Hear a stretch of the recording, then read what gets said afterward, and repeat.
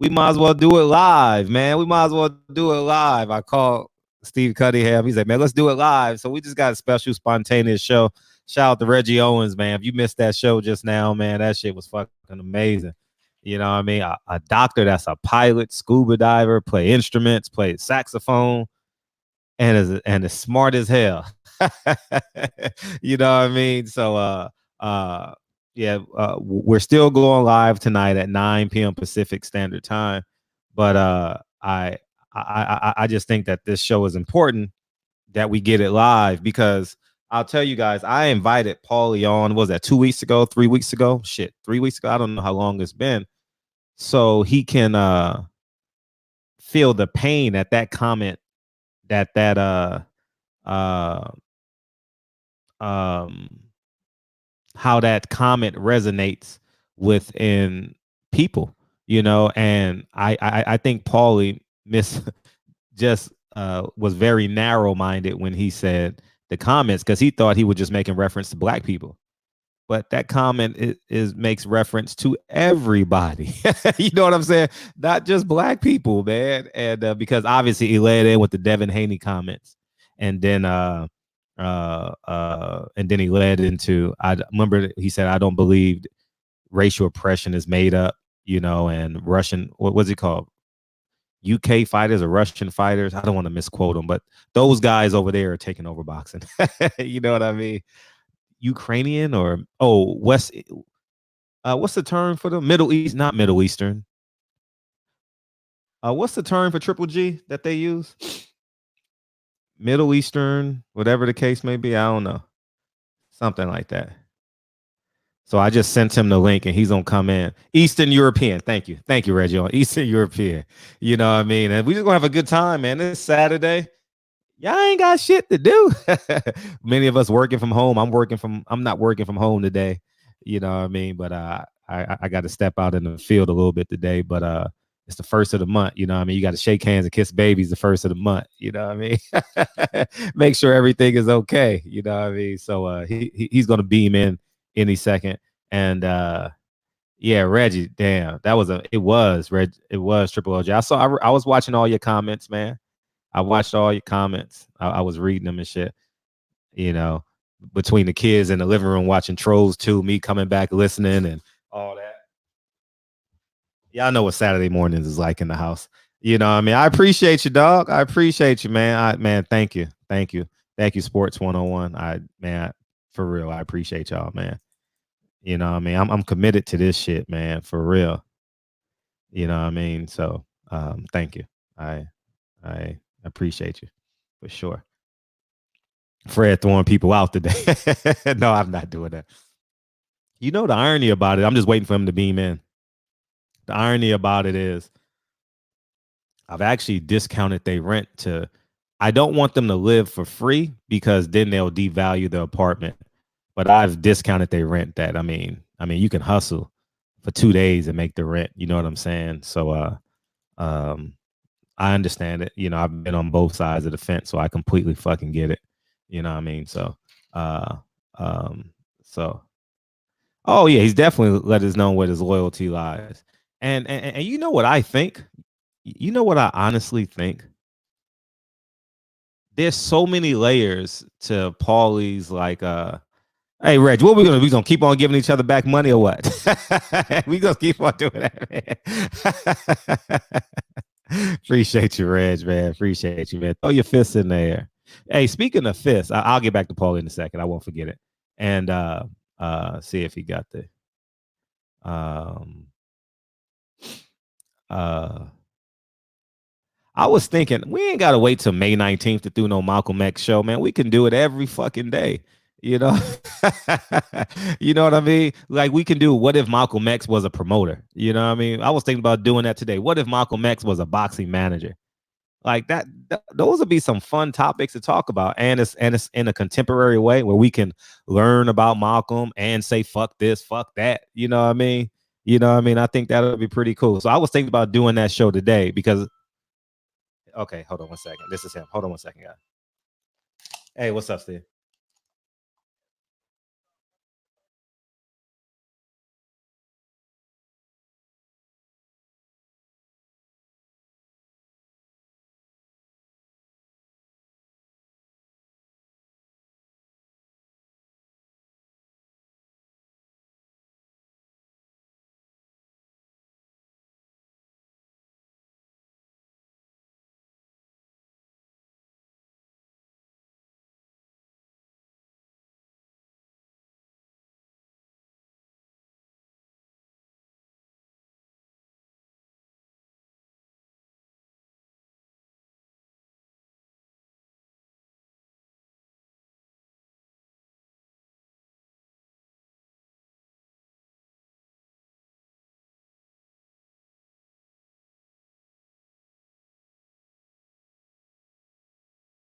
He's ready. He's ready. So we're gonna get it started, man. And yeah, I thought it would be pretty cool. Let me cut the fan on. Let me cut the fan.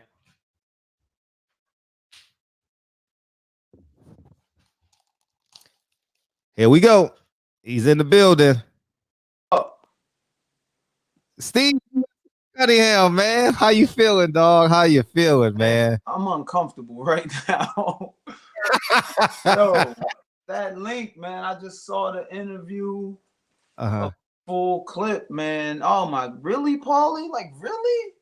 Mm. Like I know the dude. You know what I'm saying? Like when I saw the when I hit your link for the video last night for you Mhm. making your video, my son, my 17-year-old son was next to me who met Paulie, who should we watch Paulie's fights. You know, he trained, he's a fighter. He's about to go pro in a few years. Mm. And he says, whoa, that's Paulie said that? And I was like, yeah. So I used it as a teaching moment for my son, you know, being a young black male in racist America today. You know, I used it as a teaching point for him. Like, bruh, these people, man, a lot of people don't want to see it. They can't see it because they don't live it. Mm. You know what I mean? So yeah, man, I'm shocked though, man. Like man, we got man. Listen, me, Paulie, Chad Dawson, Nate Campbell, Corey Spinks, we were all honored at the Hall of Fame out in Canastota together. It was like a Mm. special joint just for us. So I got to really know him then. This was probably like 10 years ago. And ever since then we've been tight. But yo, really? Racial oppression is not real in America? Is exaggerated, Paulie? Man, yo, I'm trying with everything in me not to start cussing, but I'm gonna keep it copacetic and level. You, This you, is you can talk crazy. how you feel, man. You can definitely talk how you feel because I think that I invited him on the show. Check your He DM. Did you won't. see the text conversation he and I had? Um, let me check. Yeah, you gotta read the text conversation he and I had That's because I wanted him to fully understand the gravity of that comment. no, he He don't, man. He don't. no, it's so insensitive. It's very insane. And then in the interview, the original interview where he said that crap, he goes on about um race relations. Oh, this would mess up race relations. What you think this comment did, bruh?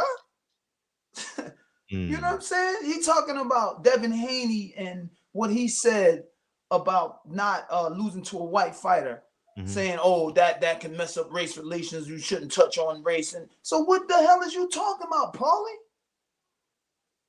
Yo, man, I just posted that. I just posted the pic Mhm. with his words on it on Instagram and Facebook.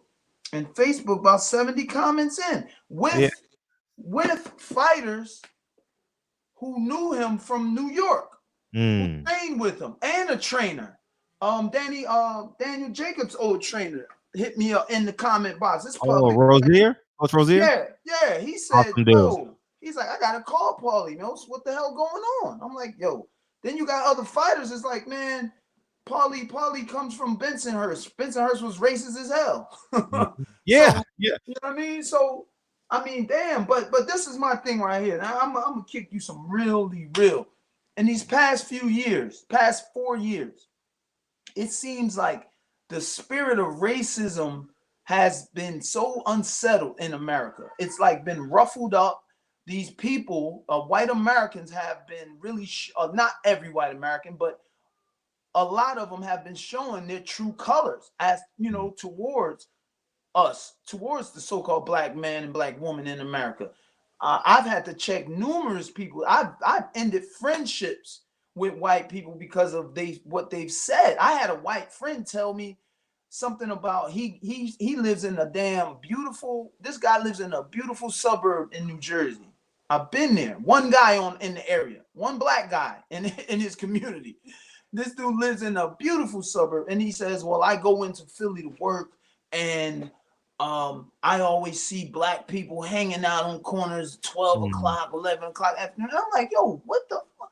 I had to get with him about that and ended our joint. His wife even said at a barbecue, oh, racism, there's no more racism, is there? I was like, these motherfuckers is so disconnected from our reality, it's laughable. You know? This shit is laughable, man. Then I had to set straight another trainer, a guy who used to be a fighter.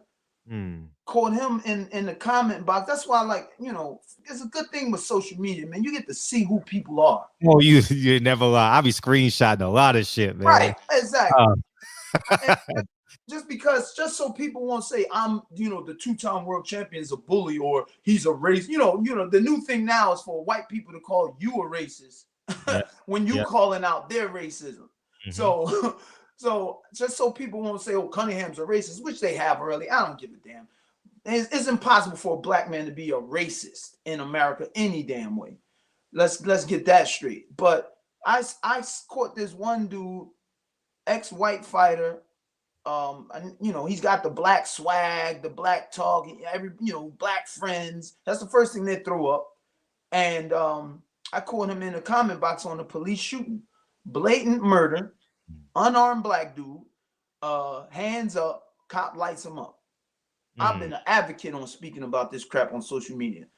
He's in the comment box. He says something to the effect of basically, dude should have did this and some old racist crap, that made me unfriend him and get with him. I don't remember his exact comment, but later on we talked and I let him know. I said, listen, dog, just because you got a black girl, the slave master loved a black woman back in the day, and he still hated black people.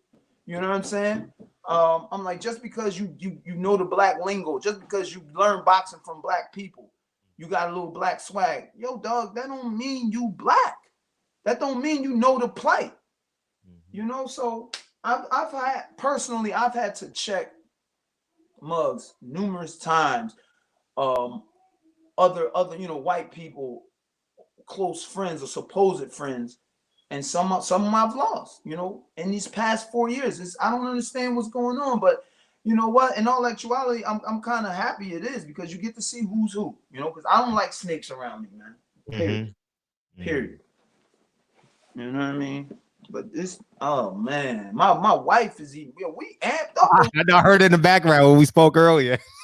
Oh, we amped up over here, man. Like, dog, like Paulie. I mean, all right, let me. Since I got the floor, let me go like this. All right, Paulie shouldn't even speak on racial oppression of the black man in America. No white male should speak on it, especially as in a negative or not existing, because you don't experience it. You don't walk in these shoes. You don't have dark skin. You are not a black man. So you can't say what it is or what it isn't. You don't know. Me as a black male, just because I eat pizza, just because I eat spaghetti, just because when I was in the Navy, I went to 2 different cities in Italy. Just because I might have dated or had sex with some Italian women, just because I like Italian music or anything Italian, or got some Italian friends, there's no way ever I would make a comment on their plight in America or anywhere. I can't. I don't know it. You know what I'm saying? I'm not versed enough. I'm not educated enough. I don't have that experience. I would not open my mouth to say what a group of not even a group, majority, more than a group of Italian men or women are saying. I wouldn't open my mouth to say that's fabricated. You know what I'm saying? I just wouldn't do that. You know what I mean? So that's not smart. That was some stupid shit for him to say, man. Very stupid, dog. He felt comfortable. He felt really, really comfortable. You know what I mean? And I told Paul, I said, I didn't expect that from you, being from Brooklyn. And 2, Al Heyman I didn't say this to him, but Al Heyman saved your life 5-6 years ago. Yo, word up. Like, literally gave him a job and gave him fights when he was the main guy. Word. The main guy, saying Al Heyman this, Al Heyman this. He ain't doing that. He was the lead guy, like he is on steroids. And he knew the oppression that Al Heyman was going through because he created those conversations. I mean, look at it. Look at that. I mean, that's the thing right there. Shit. It's so much. Like, yo, even with that situation, we all saw what I was going through. We know what it was. Yep. He knew what it was. Like you said, Paulie spoke on it. We know what it was. But let's leave boxing out of it. Because if I start talking racism in boxing, then you know, people are, oh, that ain't racist, that ain't this. I'll say this about racism in boxing. There's racism in the police force towards us. There's racism in schools. There's racism in the fire department. There's racism in real estate. Every job, there's racism everywhere. But you mean to tell me once we get to the gates of boxing, it stops?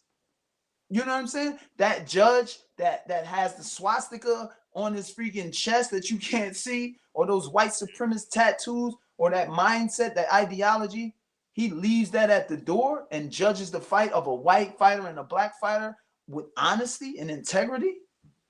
The promoter, the manager, you know what I'm saying? That's what happens? No. So racism is in boxing. Hell yeah.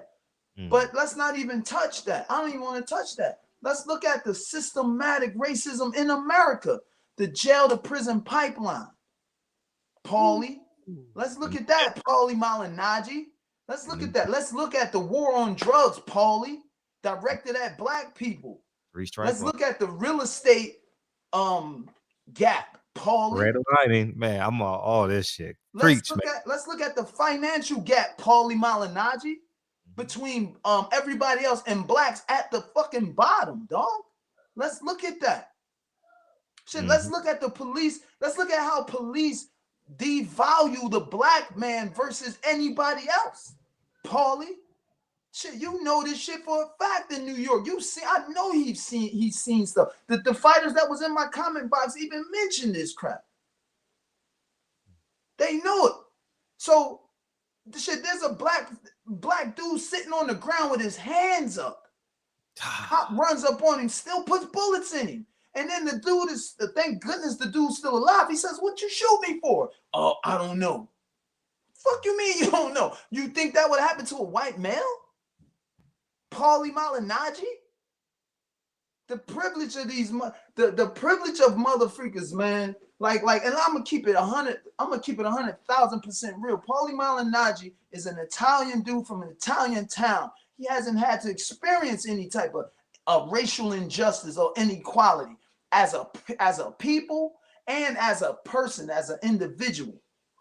He hasn't, and now he's got money, he's got prestige, he's got all this stuff. He's really not experienced. He's so out of touch with reality with this shit. It's ridiculous. It's ridiculous. Like really, man. In all actuality, I'm gonna say this too. They made Devin Haney apologize for his statement. Now, and I don't understand why. That's bullshit in itself. Why? Hey, that's a fighter's mindset. He don't think anybody should beat him. But he said white guy. Obviously, he's about to fight a white guy. So he says that. B-Hop said it. You know? Nobody made B-Hop apologize, but they want to make this mug apologize. This young man apologize for saying a white fighter won't beat him. Man, that's the heart of a champion right there. Okay, he brought race, and maybe he should have left it out. Okay, but he didn't. So what? He's not. That doesn't make him racist. You think he say, "Oh, white dude ain't gonna beat me, but the Asian dude to beat the shit out of me." Like, come on, man. Like, so let's not. See, they always talk about let's not make it about race. Let's not make it about race. But they made it about it in their response. Oh, you're gonna apologize. You know what I'm saying? So Paulie Malignaggi, with this crap right here, you need to apologize. You need a public apology to not just to everybody black, but to the black fighters, the black athletes, and people in boxing that you know. This is some utter bullshit, dog. Straight up. You need to do a public apology now. Yeah, nonsense. No, you're right, and I want Steven Espinoza to hear these comments too. You know what I mean? Because how can I said this? How can you tell Laura's story and not think of racial oppression? Man, right. You know what I mean? Like he's a Showtime fighter. How about Tank Davis, who grew up down to 95 from you? How can you not tell? How can you talk about Tank Davis' story and not think of racial oppression? Right. He takes you on a tour of his city. He tells you he was a foster child. Like, how can you not see this? Okay, Go ahead. Go ahead. Well, shit, look at this though. Look at this. And my wife brought this up. His mind, his outlook on black people must be y'all full of shit. Y'all some lazy bum ass motherfuckers overall as a people, because the ghettos, we fill the ghettos. Not that we did that on purpose. They created the ghettos and put us in there. Mm-hmm. They put our people there, held us down, kept us from getting this job, kept us from getting that job. Yeah, it's a little better now, but the majority is still there because we can't get out. So for him to say there is no racial oppression, even in 2020, 2019, anytime, black people must be some lazy, don't want to work ass motherfuckers out here. You know what I'm saying? Mm-hmm. For him to even think to say that, he doesn't understand the ramifications of what he said. Obviously. No, he's talking about Mexicans, Asians, Puerto Ricans. Like he thinks he was exactly Devin Haney, and everyone who supports Devin Haney. He's exactly. talking about Steven Espinoza. His last name is Espinoza. Exactly. This crap burns me up. I'm going off now this week because of quote unquote racial oppression that Paulie Malignaggi seems to not see. This young man, Ahmaud Arbery, I don't know if you heard about that situation. Dog. I've been holding back. Exactly. I've been holding back because I want to make sense. I want to make sense when I talk, because I was gonna go ballistic. This is like a week and a half ago, right? Well, it happened in February. Yeah. But I just got wind of it on social media about 2 weeks ago, and Trill did a video on this earlier. But I've been holding back because I will snap. No, and they don't understand that shit. Nah, they don't. They don't. The quote unquote, this motherfucking Paulie Malignaggi got me amped. Listen, they don't understand the mindset of the black man now, because we are seeing ourselves, us, our image getting murdered, beat, jailed for nothing, killed with no threat being posed to the cops. And also what we're seeing is white America back patting the freaking cop for the murder, like he did a good job. So when we look at this situation with this young man Arbery jogging in the neighborhood, and his neighborhood, his neighborhood, and he gets shot. And here's the racial oppression, because that's not racial oppression in itself. That's just racism by two white men. One of the men was a detective for the district attorney or something. So he's got his quote unquote double privilege popping. He worked for the cops, and he's a white male, him and his son. So the racial oppression is the fact that he hasn't been jailed, him or his son. Nothing's been done to them. This dude's just simply jogging through his neighborhood, and they shoot him thinking he was robbing people or robbing homes. This is why when I jog, like my son, like I said, I have a 17-year-old son. He's number 4 in the nation right now. I don't even let him jog around. I live in a good suburb outside of Pittsburgh. I don't even want him jogging by himself because of the racial climate in America. I'm not saying my area has shown me anything. I just don't trust it, because if I trust it and something happens, that will kill me. You understand? So every time my sons run, I run with them, and I'm packing. I'm licensed to carry. F that, man. If it go down, you going down too. Period. My advice to every black man and black woman in America today is you better get a freaking firearm. You better carry. Get your license to carry, work on it. If you can't get your license to carry, you better carry something, because you never know. This crap is crazy out here now. I've had situations. We had a situation here when I first moved to Pittsburgh. And it was a situation. It was that week. This was like 3 years ago. It was a week when there were 2 police shootings of unarmed black males in 1 week, and social media was on fire. And I had a friend come from my friend from my Puerto Rican friend from the U.S. Navy boxing team. When I was on the boxing team, he brought his son who was boxing to come up here and train with us. And he stayed for a week, and we were all sitting in a popular area in Pittsburgh, and these white guys drove by in a pickup truck, saw us, and started screaming Black Lives Matter and some other racial crap. And I was like, you know me, I'm a fighter. I yelled, bring the truck back. Yeah, I won't matter. You know what I mean?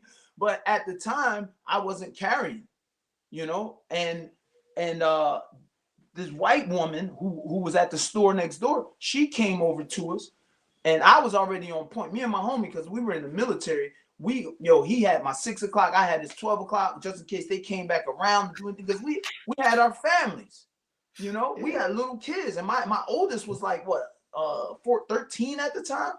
So I'm like, what if they come back with a group of dudes, on some racial crap? So we was on point, ready to try to defend ourselves best we could. But this white woman, she came over from the store and was like, the next door store, and was like, listen, me and my daughter carry firearms. We will protect you. That was some bullshit. So I was like, thank you. You know what I mean? But then I was like, after that, I guarantee me and my wife, we went and got our license to carry. Mm-hmm. I don't leave home without it. Nah, you can't. You can't. Straight up. Yeah. You got some comments. You got some comments. You got some comments. Let's have it. It says, Trill Boxing Talk says, excellent talk, Fred and Steve. Paulie is jealous of black fighters' talent and athletic prowess, always has been, even when he smiled in our black face. Right. It sounds like that, man, because from what he said in that interview, the time of the black fighter is over. What the fuck is you talking about, dude? What is you talking about? In 2000, like Andre Ward and Floyd Mayweather didn't exist. I mean, what the fuck is you talking? Like, I'm here now. What is you talking about, Paulie Malignaggi? Yeah, the Eastern European fighter is done. Dog, this is box. What the man? Listen, bro. Somebody need to grip him up, man, and have a talk with that dude, because he bugging. Somebody said he's snorting too much coke. Hey, that sounds like it. He's bugging, man. He bugging, dog. Mad bugging. And see, the funny thing is, and then he wants acceptance. Yeah. You understand? Don't they all? Ain't that how they do? They I mean, look at this shit. They take the shit that you create, they appropriate your shit, they you know what I mean, and use it and make more money off of it than you do, because it's amazing a white guy can do this, or and we seen the black dudes do this shit all the time, but now a white guy does it, so they steal your flow, steal your swag, and then want you to accept them and take them in, and then this motherfucker turns around and does something like this or says something like this. Yo, come on, man. Really? And the way he was saying, yeah, the black American, the time, the era of the black American fighter is over. Why you couldn't say that the era of the American fighter? That would have been better. You know what I'm saying? That would have been easier to digest versus, just the black dudes is getting their ass kicked, basically. That's what he said. You know what I mean? And they be the main ones. Dudes like him be the main ones. Oh, it's not about race and that. But you're talking this shit, dog. Look at what you're talking. Yo, man. Yo, keep that noise down. Close my door. Shout out to Sun Lion. Just wanted to come in. I appreciate the super chat. He just wanted to come in and say what's up. Thank you, man. Yeah. Hey, too. Like I was just thinking. Someone just hit me. He is the magic man. You know what I mean? That's what they say. he lives in his own reality. Right. But how can that mindset work when your whole life is centered around minority success? He's not in a sport where he's not in a job workforce where he's in a corner office on the 90th floor and it's just people who just look like him. Every day of his life, if he wants to make money, he has to shake my hand. And point two, he has to have a level of empathy to be great at his job. Because in order for me to feel comfortable, and I'm talking me pretending I'm the fighter, right? Yes. Fighter A. I have to feel comfortable enough to tell him that my father was not home when I was a child. I have to feel comfortable with him and say, when I was 17, I was racially profiled and arrested for something I did not do. Right.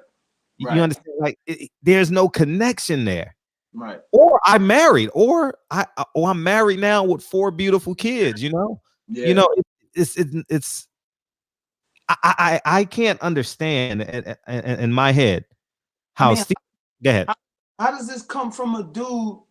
I mean, really, like you said, he's a boxer. There aren't a lot of white boxers nationwide in gyms like that. You know what I'm saying? In Mhm. New York, let's keep it like that. In New York, maybe out here in Pittsburgh, yeah, but in New York, so you're around Latinos, so-called blacks. You know what I'm saying? You're around this. You're around these people. Yet you still say this. Mm.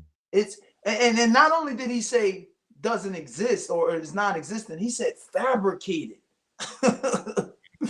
He said this crap. I mean, exaggerated. I'm sorry, there you go. He said it's exaggerated. That's what the. So motherfuckers out here just lying. Mm. Oh, dog. I see this, Mr. Finesse. Yeah, he said, "Yo, you right." Said so.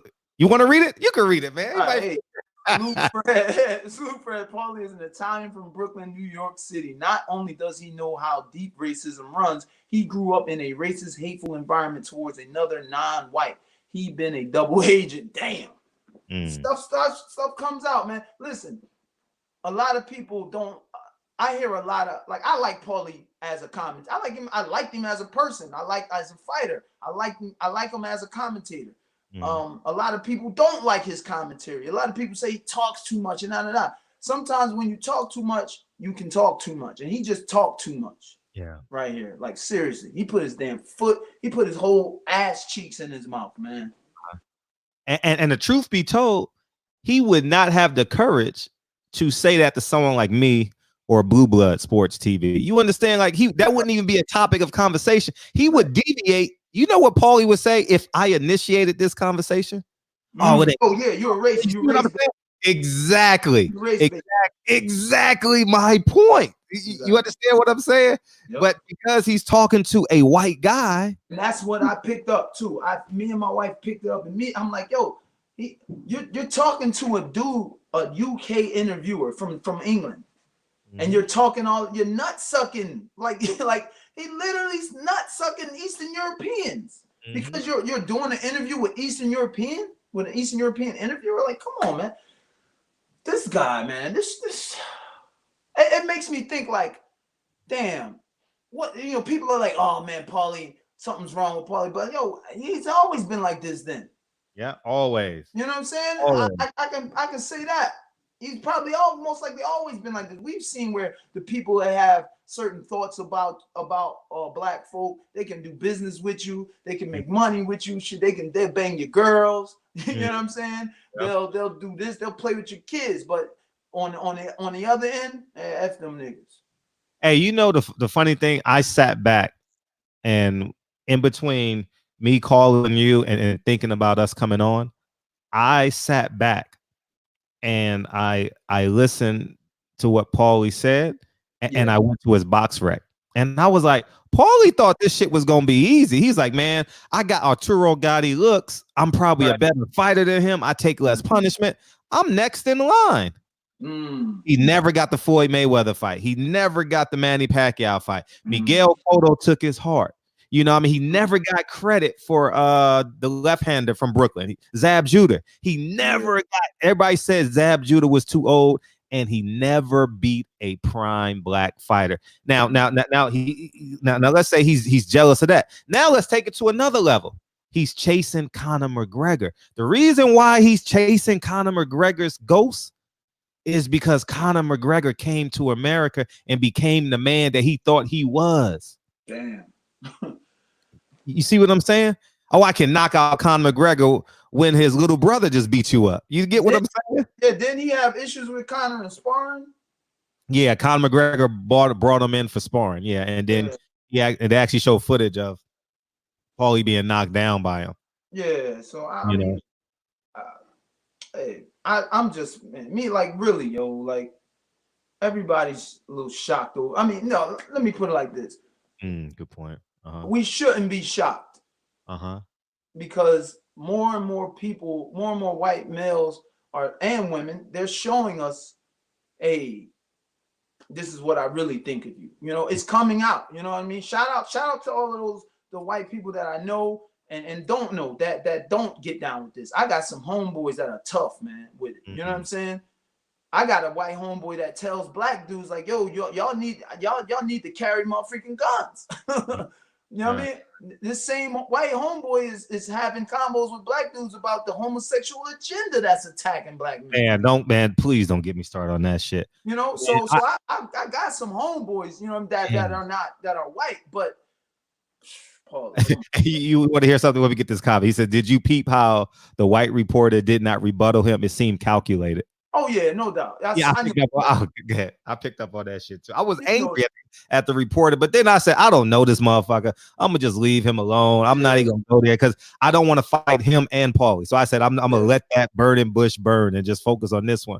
But speaking of the homosexual agenda, my son probably gets tired of me, right? Because every time something happens, I stop his life every time. I don't play like I'm like, no, this is not how it's supposed to be done, son. No, this is how it's supposed to be done. You know what I mean? This is what it looks like. This is what a man looks like. I don't.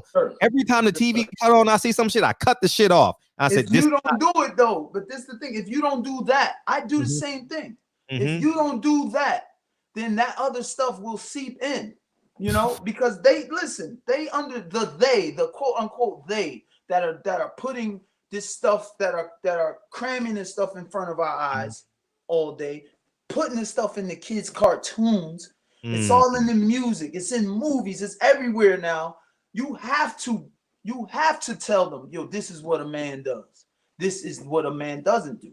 You know, you have to explain that to people. If you want to have grandchildren, you know what I mean, and you want your son to marry a woman, you have to explain to them because the world will train them if you don't. And I'm not letting the world train my sons. I got 3 sons. Man. Hell no. I'm not just sitting my 3-year-old in front of a freaking TV and put Disney on. Now they got all of this old nonsense popping here and this. And next thing you know, it's gonna be avid drug use in cartoons and bestiality and child molestation in cartoons. That's the next level, man. Big facts. Yeah, you got some people want to ask you questions. They want to beam in. Blue Blood want to ask you a couple questions. Beam in, Blue Blood. I just beamed you. I just sent you the link in the chat. But what's the answer? So my question to you is, how can people like these have jobs in boxing and not be reprimanded? But I can be reprimanded for literally using his quote as my weapon. Right. Because I mean that there in itself is yet another example of the quote unquote privilege of having his skin color and then the negative of having ours. That's another example of racial oppression that he won't and many won't admit to. You know? Yeah. Drew Titan says Ricky hadn't smashed Paulie and Porter beat him so bad the doctor said he looked like he was hit by a truck. I don't trust anything out of Bensonhurst, Brooklyn. Yusef Hawkins. Damn. Yeah. See, I don't I'm not even caught up to what Bensonhurst is racism and all that stuff. But hey, I'm gonna take y'all brother's word for it. Yeah, you know, Yusef Hawkins was a huge story. Yusef Hawkins. I remember that name. I'm sure I've heard the story. Yeah. But let me get that last one. Blessings, Fred. Hey, Champ Cunningham. Me and you both know Paulie is a true European Roman Caucasian. Edomite decent. Oh, he called him an Edomite. True enemy. And he put, listen, he putting that out there. Oh, you taking me back man. Every time I go to New York, man, I have these conversations, man. I'll have these conversations much on the West Coast. The Edomite conversation, I have them all the time on the East Coast. Yo, man, you got to look at that stuff, man, especially with the mindset of people now. And you're seeing now the average person is seeing some of the stuff that we've been saying, some of the stuff that that have been written about, the mindsets, man. We're seeing it. This Trump era, and Paulie's a Trump supporter, and I don't even want to go into politics. Huge. Because that's a whole nother damn barrel of freaking crabs to shoot up, but he's a supporter of this motherfucking maniac. You know what I'm saying? So, I mean, should we be that surprised? Like, how the hell can you support this dude? Yeah, that's what he gets encouraged. That's what he gets encouraged. Right. You know what I mean? Like, you know what I mean? Blue, you up? Trump has released. I don't know if he got a bottle of I don't know to stop the closet racism, but the closet racism is freaking done. Muggs is out. You know what I mean? It ain't no more closet no more. They out and they're saying this bullshit. And like you said, Paulie won't get reprimanded for saying that crap. He said a few things on there he should be reprimanded for. Sheesh. He said a few things he should be reprimanded for, but you know, we racist for being mad at his damn stupid ass comment. Mm-hmm. What's good with y'all, man? Steve, what's going on with you, man? I'm good, bro. I'm good. How you feeling, champ? Man, I'm doing best I can. I hold on with both hands, as Brother Nazim would say. Now, Steve Richardson says that. Yeah. My man. Man, I just wanted to chime in on this, man. I heard y'all building on this. A salute to my brother Fred, man. You know, they know my journey, what I've been through, Steve here. You know what I'm saying? My family, you know, my grandfather was wrongfully killed by the cops. Damn. My uncle was wrongfully killed by the cops. You know, my grandmother sued both cases, won both cases. You know, I nearly served at 8 to 25 for wrongfully being accused. You know, so, but the thing about it is, this is what I want to touch on is Paulie Malignaggi is here from New York, and I wanted to tell y'all a story about a couple of stories that Paulie Malignaggi personally know, because Paulie knows who I am, right? A couple of times I helped Paulie Malignaggi out a couple of security groups that's my family. Paulie Malignaggi was at clubs, and my peoples, he looked to me to help him out in a couple of situations at these clubs. So Paulie knows exactly who I am, and Paulie ain't missing. He's not missing out on what's taking place. He's not misinforming. He's not in touch. Paulie's very in touch because he was around when 4 black dudes in his neighborhood in Brooklyn broke down on the Belt Parkway, right near his neighborhood. 4 black dudes broke down. Their car broke down on the highway on the Belt Parkway in Brooklyn. And Paulie and these 4 dudes, they left the car. They walked to the gas station to try to, you know, get help. Damn, Blue. Damn, he's getting good. Hey, you gotta be back fix in, their Blue. car, fix their situation. No, start back when they was going for help, Blue. Yeah.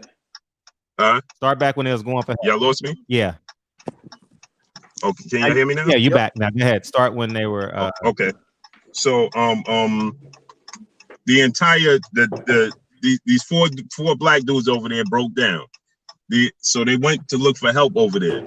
When they went to look for help over there, the entire town, women, men, kids, everything, chased them because they was black in that neighborhood at night. What? Chased them back to the highway. Two of the 4 dudes died.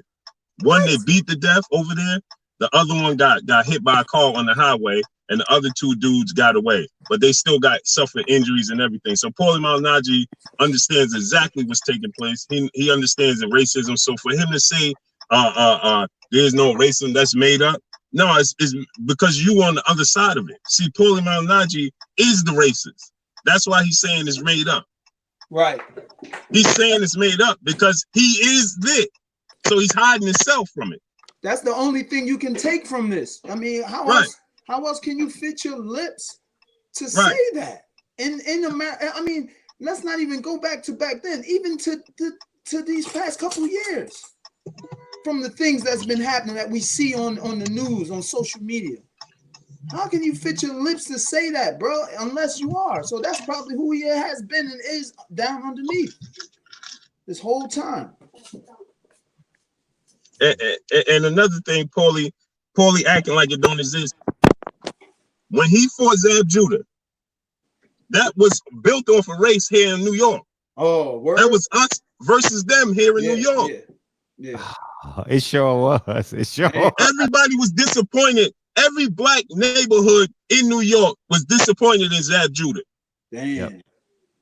and every white neighborhood in New York celebrated Paulie Malignaggi. Damn.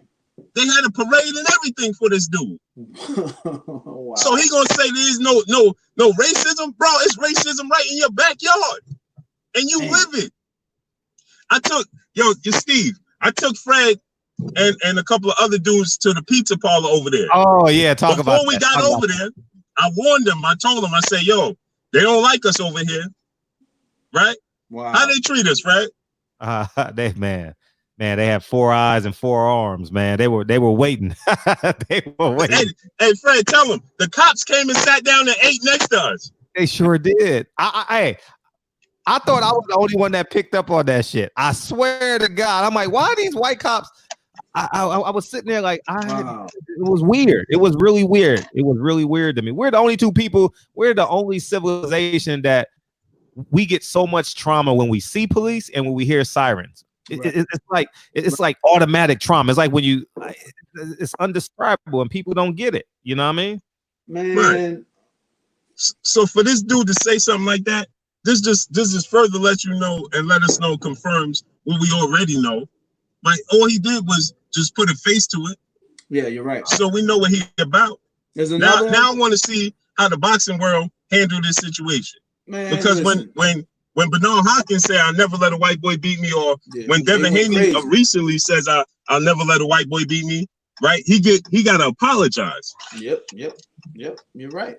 He got to apologize. But Paulie Malignaggi, who's a commentator, who can sit there, you can sway the people, the public opinion. Your platform is huge. Mm-hmm.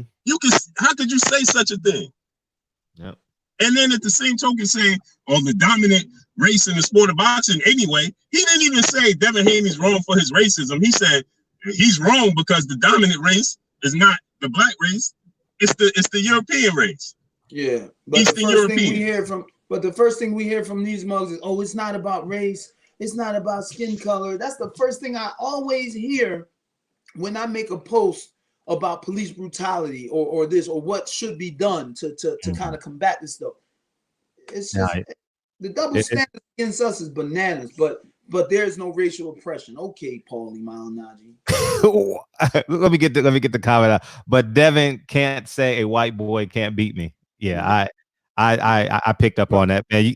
You got someone else who want to holler at you. Go ahead. Let's have it. All right, thank you. How you feeling though, Drew? How you feeling, man? He just had surgery. Family, how's your family? Everybody? It was good, man. Family members sick. You know what I'm saying? But we striving, man. We striving, man. All right, that's what's up. Mr. Cunningham, what's good, brother? Shalom, brother. How's it going? I'm doing good, man. I was in the house that night you fought that giant ass cheetah. I was there. That's what's up, man. I appreciate it. I was there, and I was standing up, and I was rooting hard, and I saw the dirty tactics, and I was so pissed off. Almost went outside, just started randomly smacking white people. That's how mad I got. But what I wanted to say, listen, man, I'm not gonna hide it, B. I'm not gonna hide it. I'm gonna stand on my square. It is what it is, man. Because one thing we've learned from this Trump era is that it's become cool and acceptable to be politically incorrect. Yes, you're right. So since we're gonna say what we feel, my feelings are based off of how I've been treated in my 44 years on this earth. Bro. You know what I'm saying? And that's just what it is. But you got to remember, though, the double standards. You're a black man, so we don't have the same, we don't have the same things that they do. They can say that crap out loud and nothing happened, but when we say it, we got to apologize or something. I ain't apologizing for shit. All right, fuck them all. If it's fuck me, it's fuck you twice. Right. You did? So now here's what I'm gonna say. I'm in the Bronx, New York, right? What Blue said is absolutely true. I was here for the Howard Beach incident. I was here during the Crown Heights riots. And let me digress on that for those that don't know. The reason why there was a riot wasn't because that old Jewish man ran over that kid and the black people started jumping on him. The beef was because I know someone that was there. Right. All right. The beef was that old man who shouldn't have been behind the wheel in the first fucking place ran over a kid and crashed his car. When the ambulance responded, because the Jewish people got their own ambulances and shit, when they responded, they said the old man is fine. He was just sitting there in shock. They said the old man is fine. There's a kid underneath the damn car. There's a kid underneath the damn car. Damn. Go help him. And they said no. What? Because they had yarmulkes on. They were there for the Jewish guy that got crashed up in the car. And they said, yo, Damn. there's a kid underneath the car who so happened to be black. He was on his scooter and he got hit, flew under the car, and he was alive for a little while. And they refused to help him. And then when the other EMTs came, the question was raised, okay, we're helping the kid. He ain't gonna make it. The EMTs were here about 20 minutes before us. What the fuck? And then it escalated from there. Then it went to, yo, they didn't want to help him because he was black and he was a kid and he wasn't Jewish.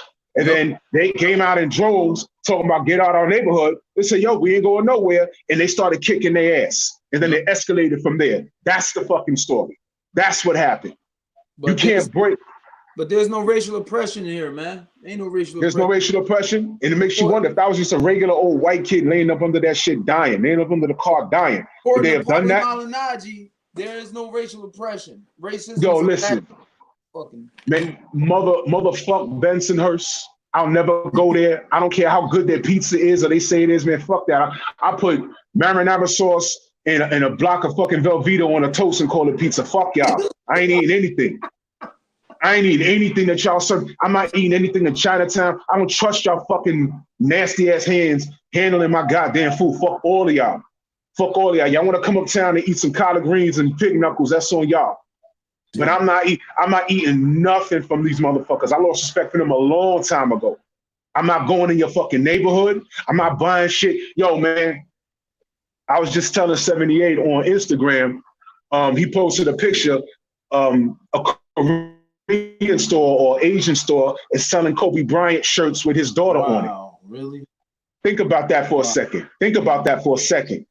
They're trying to capitalize. Flimsy shirts, 2 washes and the fucking paint coming off. You want to sell that shirt in the hood for $25 motherfucking dollars? Damn. Y'all better wake up and smell the motherfucking failure. Yeah. They've been out to get us. Now is the time we need to fucking wake up and unite. And this is what I'm saying on a grand scale. This is why we fuck with Wilder so hard. This is why the support for black fighters it can be unconditional, no matter how big of a dick the black fighter could be. Right. This is why we mention words like remaining on code, although I must say a few of our fighters have made it insanely difficult. They made it insanely difficult. And I ain't gonna say no names, but y'all know who I'm talking about. You understand what I'm saying? It's just so difficult for Paulie to sit here and say that there's no racism, especially from the part of Brooklyn where he's from. That story that Blue told is 110% true. I don't know if that was 87. Yusef Hawkins was killed for no other reason than him being in the wrong fucking neighborhood. That's why he was killed. That's it. All right. So we live in a fucking world where the Ku Klux Klan has killed so many black people. How many people have the Black Panthers killed? How many white people they've killed? 0. No. But what did they take from us? The WIC program. For those of you that don't know, the WIC program came from the Black Panther Party. Yep. So we stay adding and adding and adding to the growth of this world. Fuck this country, the growth of the world. And they love us and our creativity, but they want to kill us and bury us. You know what I'm saying? That French motherfucker, it rolled off his lips so easy for him to say, yo, we need to start testing this COVID vaccine in Africa. Yeah, exactly. And then he apologized later. Exactly. Don't apologize. Stand on your square. You meant what you said. We heard you. That's not even what they meant. That's what they all do. That's what they do. They've been doing. Africa is the test laboratory for these mugs, man. For these European vaccines, for anything. They go there, they take, they steal, they rape, they pillage. That's what they've been doing to Africa. It's on a grand scheme, on a level that most can't comprehend, and it trickles all the way down to this itsy bitsy thing called sports. It's itsy bitsy thing. You know what I'm saying? You heard it, brother, but that's why I say people, they act like racism is everywhere else in the world, but it stops at boxing. Oh, it's going to stop in basketball. No, these the same people. The same racist mug is a judge now. He's a referee now.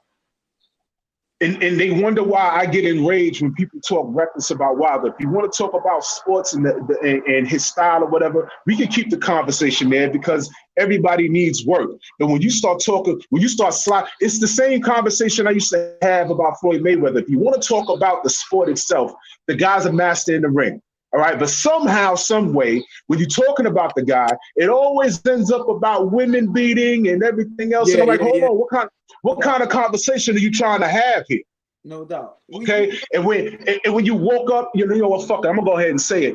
When you're talking about this and you're passionate about this and you ride for these fighters, and Fred goes right up to Andre Ward and he says what he says to him. And the first thing out of Ward's mouth is, my father's white.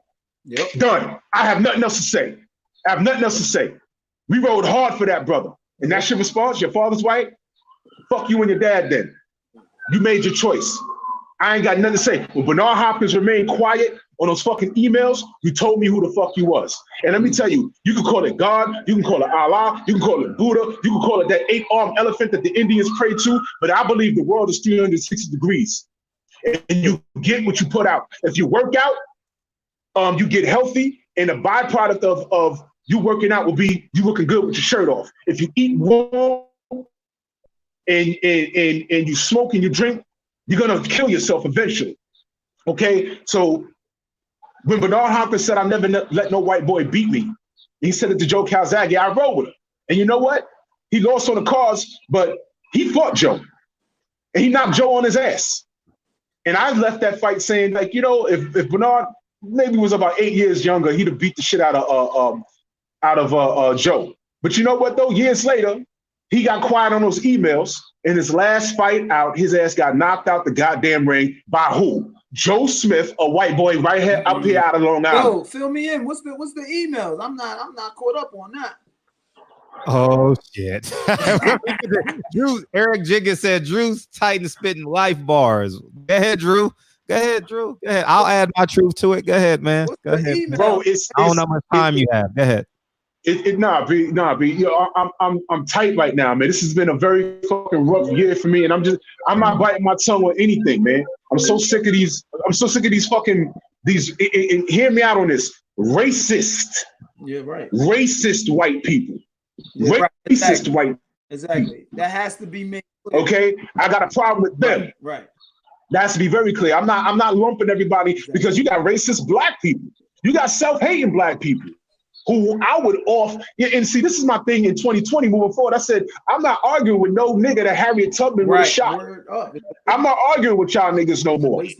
I'm not, when I tell these niggas that clown Wilder after he lost, you know, I just stare at them like, yo, what is your problem? Right. You don't like this brother because of how he throws a punch, but you the same nigga. Some of these niggas were the same niggas that said, yo, I don't like Floyd because he's boring.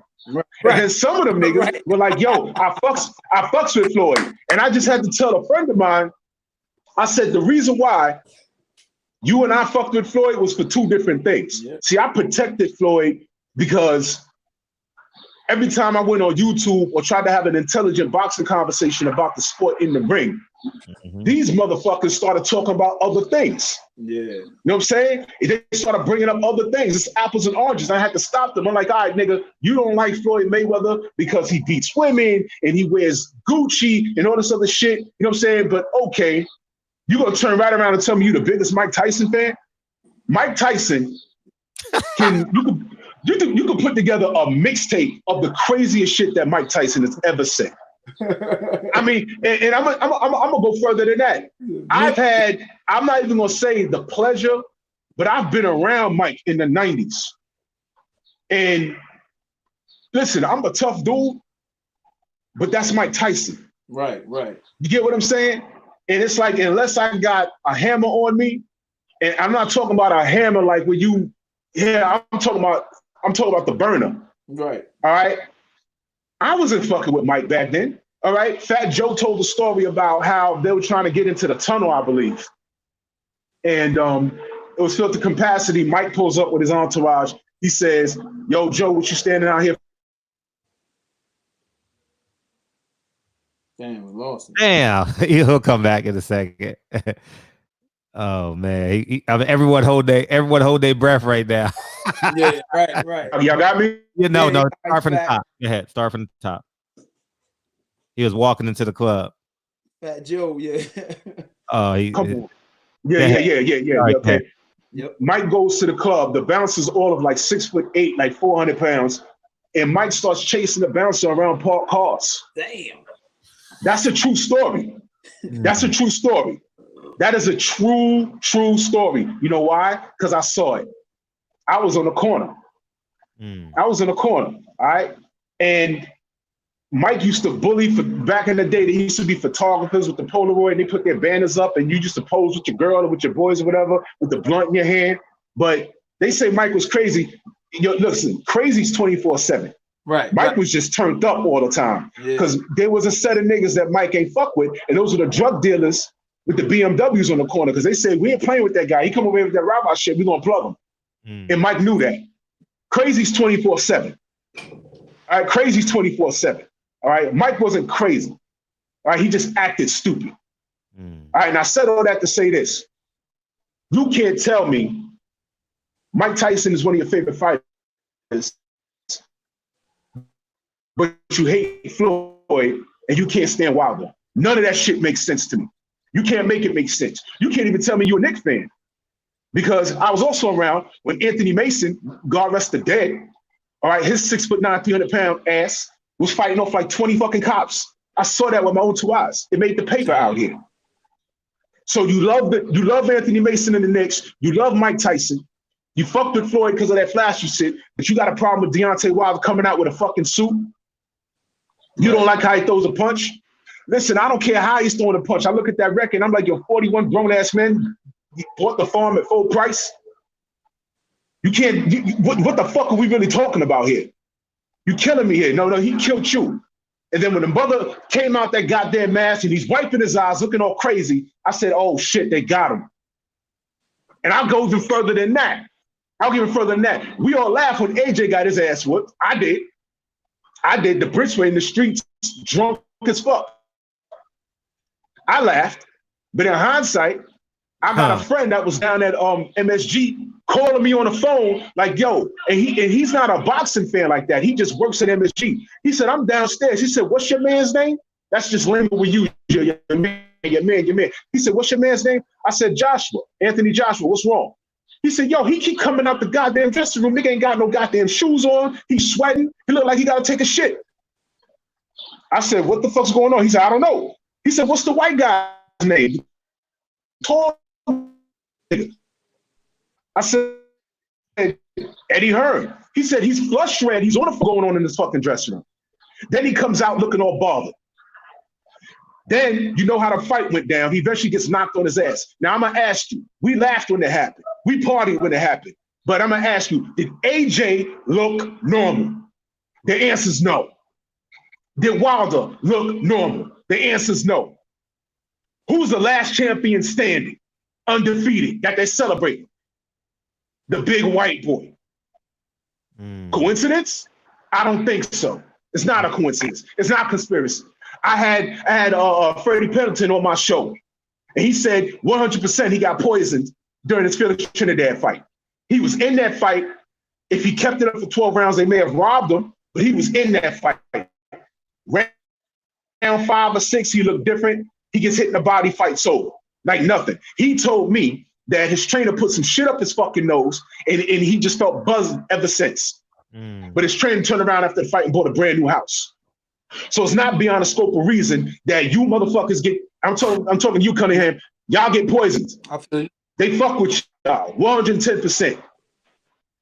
All right, so it's glove gate and all this other shit, we're not making it up. They've been doing it for years. George Foreman said he was poisoned. And you can go down the list.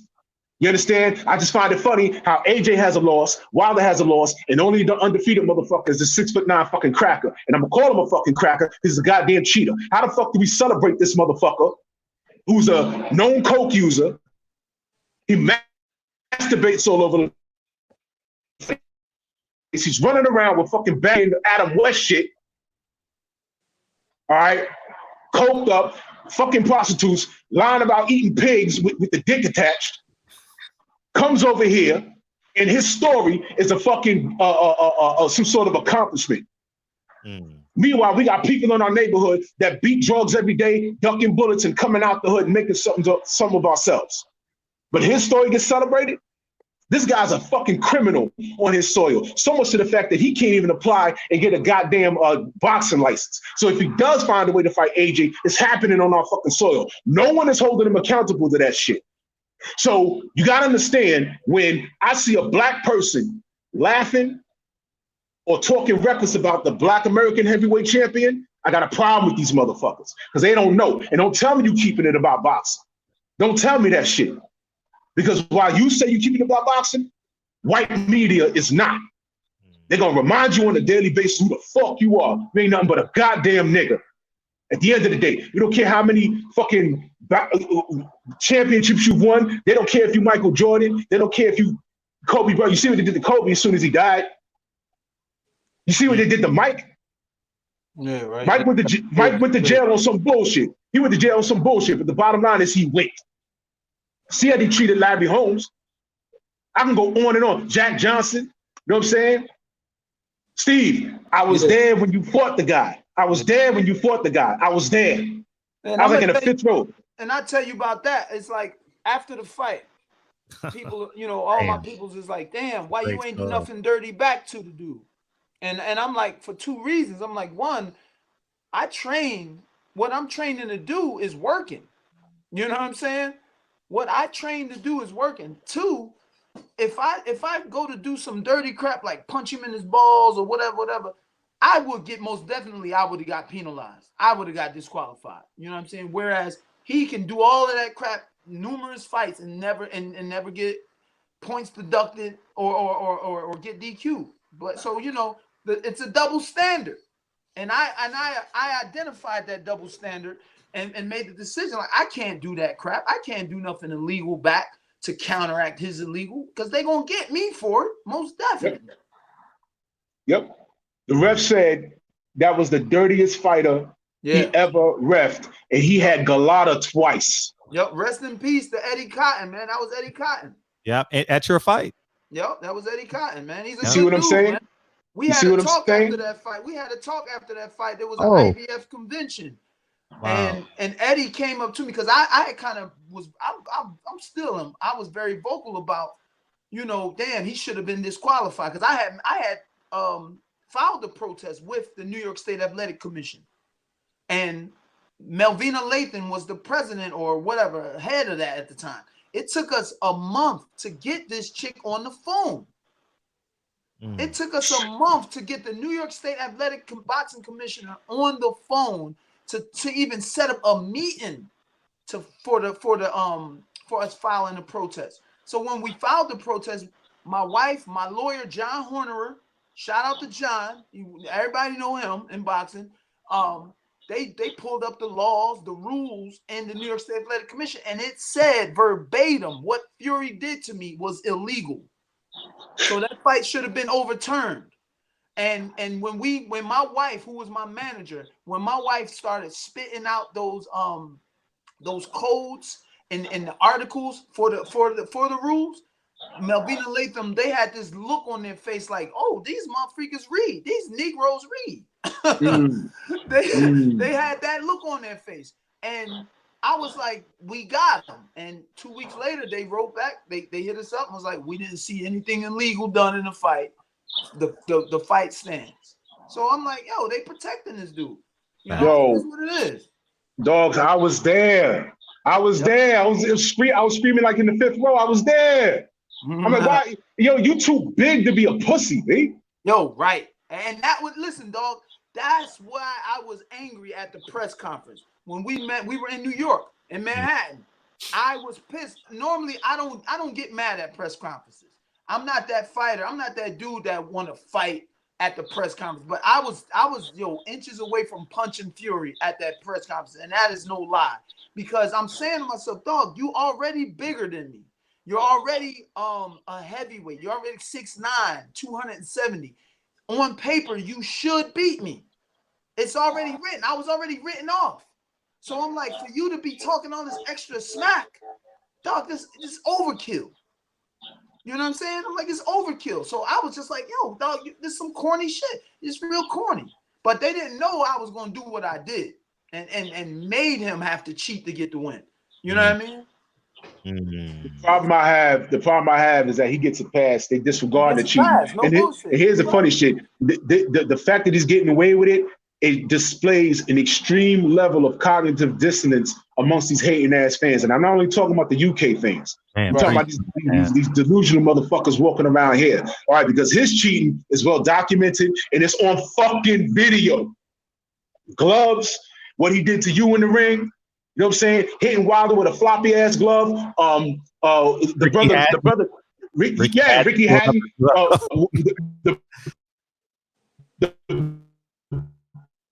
The brother that was his chief sparring partner.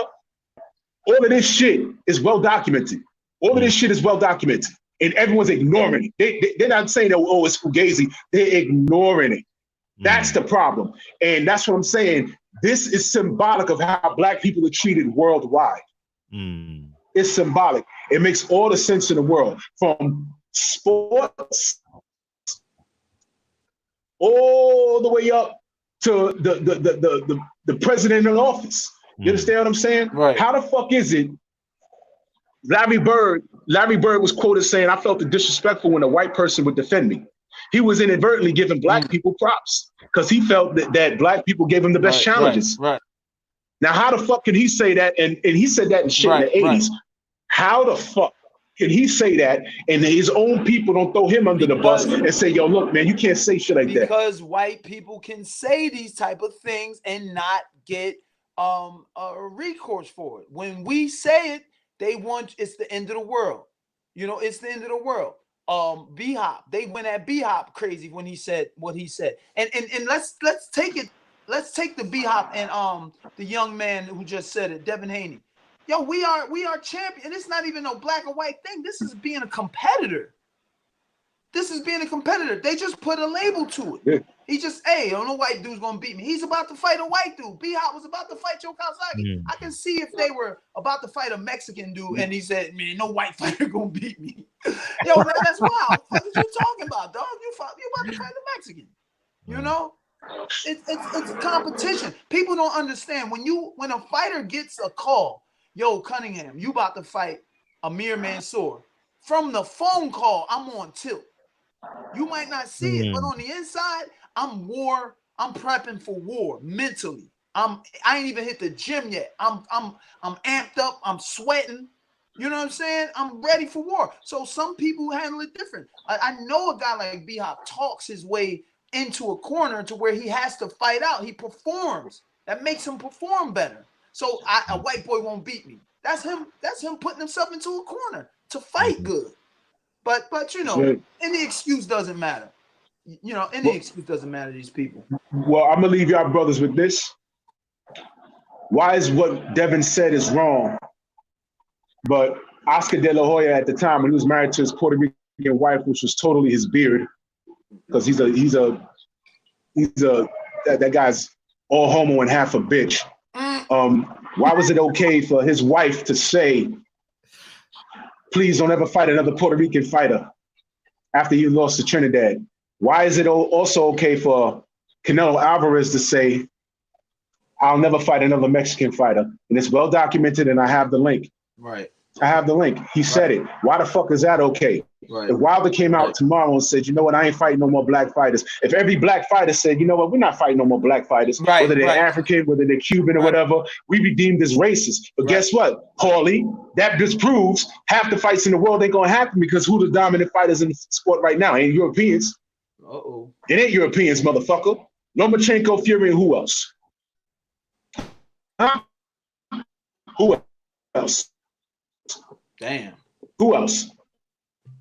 Damn. You know what I'm saying? And Paulie, eat a dick between two slices of bread, you fucking pelican beak having mother. I'll slap the fuck out you, bitch ass nigga. I don't trust nothing out of Brooklyn. I don't trust nothing out of those fucking racist ass neighborhoods.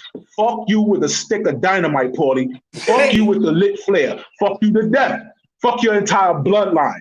And fuck racist media. LDBC strong. I'll be discussing how fucked up this COVID shit is on my show tomorrow, and I'll be discussing how we've been sick before COVID with Mama's Fried Chicken and Texas Fried Chicken everywhere, dollar menus all over the fucking our neighborhoods and shit. We eating it up, and we buying up shit, and we flashy, and we eating dollar menus, but we're fucking dying, man. Yo, man, fuck this racist ass world, man. Black people stand up, wake up and smell the failure, man. Drew Titan Bronx on deck, LDBC strong. Yo, Cunningham, love to you, Fred. I'll be on point. All right, brother. I love the buildings. Hey, shout out to BFTB. I'm not arguing with no nigga that Harriet Tubman would have popped. The realest words ever heard. That's the truth, bro. It's a waste of energy. Blue Blood came back in because he about to go to Bank of America real quick with some steel in his pocket. So he wanted to be on camera. What up, Blue? You up, man? You up? It was a joke, man. You got your man. Oh, I can't. I'm back in the room. Yeah, you here? I'm back in the room. Yeah. You back, bro? Hey, thank you, Champ, for staying on with us too, man. Oh man, we really appreciate that. The ride is the freaking COVID lockdown. I ain't doing nothing. Thank you, dog, for real. All right. Go ahead, Blue. You up, man? Blue, you still in between two buildings, man. You still in between two brick buildings. Yo, right? yeah. Because New York don't be playing. Hey, so the email goes as such. The Golden Boy emails as relates to Al Heyman. Right. Have you heard those? Nah, I ain't heard about this. Oh man. My God! Oh, we about to. Oh, blow my mind, bro. Oh my gosh, dog, man! If this pissed you off, wait a minute. Do you have anything sharp in your pockets? Nah, be hot. All right, when Blue Blood comes on, I'm gonna pull him up and I'm gonna screen share him with you. Oh my God, it's gonna take you to the moon and back, dog. If you think, oh my, it's not. Yeah, man. Let's see, Blue, you here? Yeah, that's Paulie trying to block me, man. Oh man, go ahead, Blue. You up? Nah, it ain't gonna work. Nah, it ain't gonna work. He ain't. Hey, give me a second. I gotta pull these emails up for you, man. Oh man, go. Oh my gosh, you about to flip. Oh my gosh. Oh man, I'm sorry we got to do this. I'm not sorry, but I'm just. I'm definitely not sorry. Yeah, this right here, man. I wish we could have had more fighters on that know him to even discuss it. I mean, because it's that serious. You know what I'm saying? It is that serious. Yep.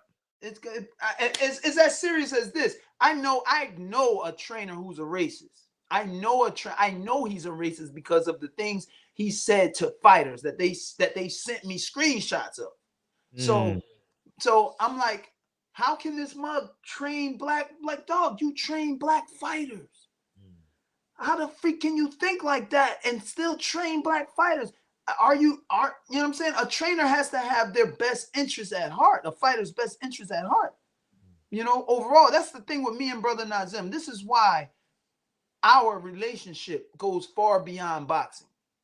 Because the way the person Brother Nazim is, I can tell you, which I won't say the names, but I could tell you some crazy top level names that he's turned down because he's like, yo, I don't train just anybody. It has to be somebody that I can build a relationship with. You know what I'm saying? And that made me even respect it. I mean, and I'm talking about names where he was making money. Wow. And he turning them dudes down. Really? Yo, I am not bullshitting you, dog. Nazim is one of the most integral dudes I ever met in my life when it comes to boxing. And as a dude, So for him saying that, and then sticking with us, and then the things he said about me and my family, helping my sons when they were little, I'm like, man, listen. He said this, and this ain't no shade to B-Hop or nothing. B-Hop's, hey, it is what it is. This is what Nazim said. And he says, he did an interview and they asked him about B-Hop. And he was like, listen, I don't know how B-Hop's doing. He said, after I train B-Hop, you know, for the camp, for the fight. We're done. You know, like I don't intermingle with him. I don't call him to check on him. He doesn't call to check on me. He said, but Cunningham, on the other hand, he like we go to the movies together. I go to his crib. Shoot, they came to my house. I got stuff on my iMac from when they all came over, and we did like a freestyle. You know what I'm saying? His family, his wife, his sons go to the barbecue. You know, they shit. The first person that came to see my daughter outside of family, next to Chris Bird's wife, but the next one was Brother Nazim after her transplant.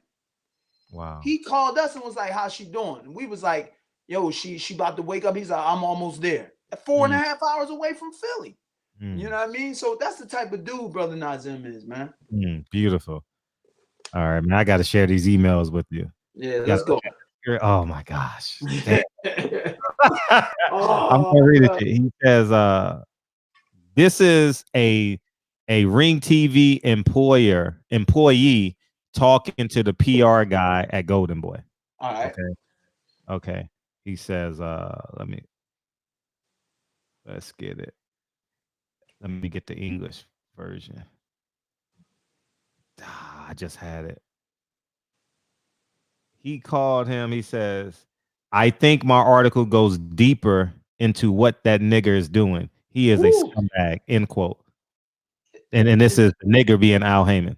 Is this, but who's is the writer white, black? The writer is a Mexican guy from Mexico. Dang. And he works for Ring TV.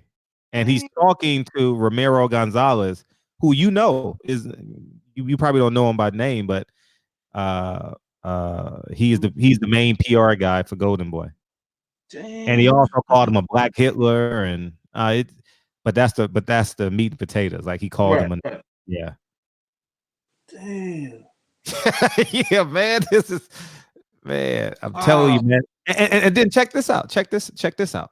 So I always wave the flag, right? I personally don't care about, hey, you're a nice guy, Fred, come do these interviews. I personally don't care about having these relationships with these people to feel accepted. So I go into, so I know I was going to get kicked out of the Golden Boy interview because I've been planning this for like a year. Right. I've been trying to catch him for like a year, and I train with a lot of Golden Boy fighters, so I know how they move. So I was campaigning. I was faking. I was like, oh, Oscar's a great guy and this and that, because I didn't want him to see me coming. You get what I'm saying? Right. So I go to the Julio Cesar Chavez Canelo presser in East LA or somewhere, Imperial is. And I pull up and I have a hoodie on and everything. Like I'm hiding shit. I'm hiding because if they know me, because I exposed it, right? So if they know I'm there, they're gonna kick me out. So I'm pretending to be Mexican, right? So I got my hoodie on and shit so they can't see my black sky. I literally got my hands like this. I ain't lying. Can you see me? I literally got my hands so they don't know I got black hands. I'm doing the most, like, to protect myself, right? And then I see the Ring TV editor, and I gotta get this nigga. So I basically ask him, like, can you respond to the racist emails that one of your employees said? He said, I don't know what emails you're talking about. And then the next breath he says, oh, that guy never worked for me. Wow. Yeah, and they kicked me out of the presser. They knew me. He said, is your name Frederick Hawthorne?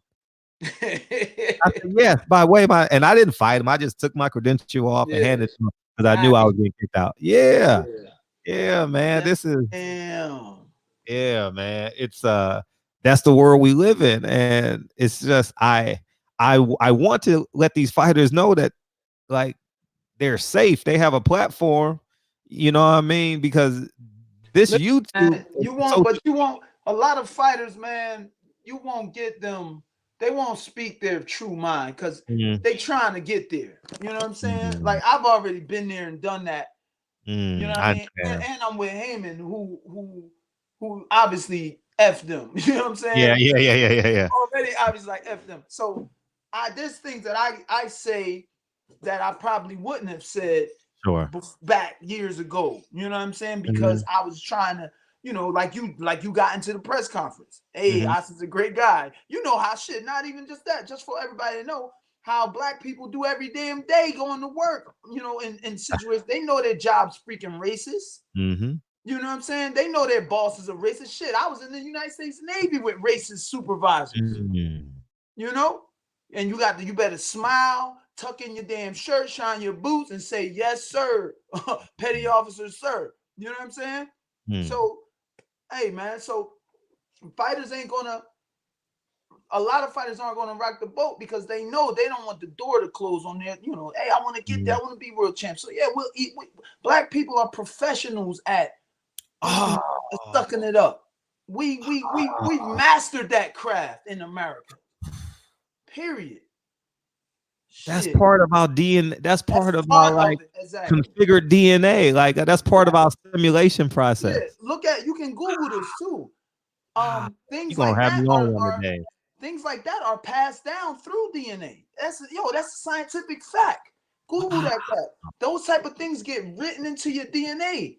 That's why certain people can be born and never even and then get taken away from the parent or adopted or something, and then but have ways and traits of the parent.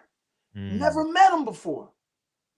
So that's how black, you're right. It's in our DNA, man. We have been, that's the way it is. That's the way we've been. Shit, look at 400 years in America. We had to do that. Yeah. You got someone else want to holler at you. Is that go, okay? Baby. Okay. Oh, yeah. Okay, let's go. Big Dose. What's up? Go ahead. Big Dose. What's up, bro? Hey, what's up, man? You on the line with two-time champ. Two-time. Hold on.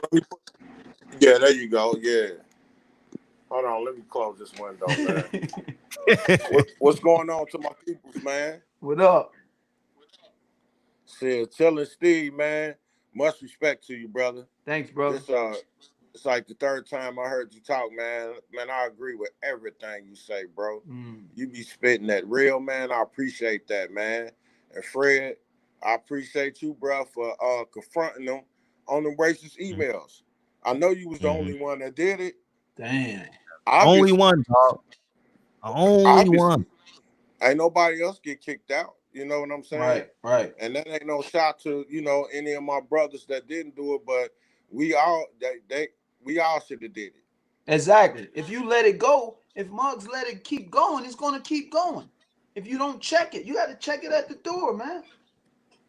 That's right, man.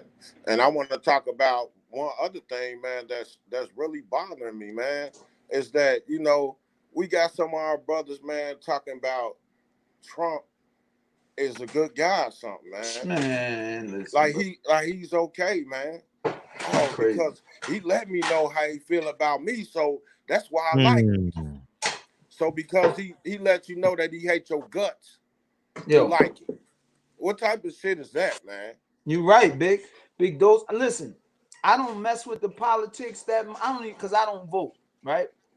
The reason I don't vote for president of the United States is because I understand what the United States is.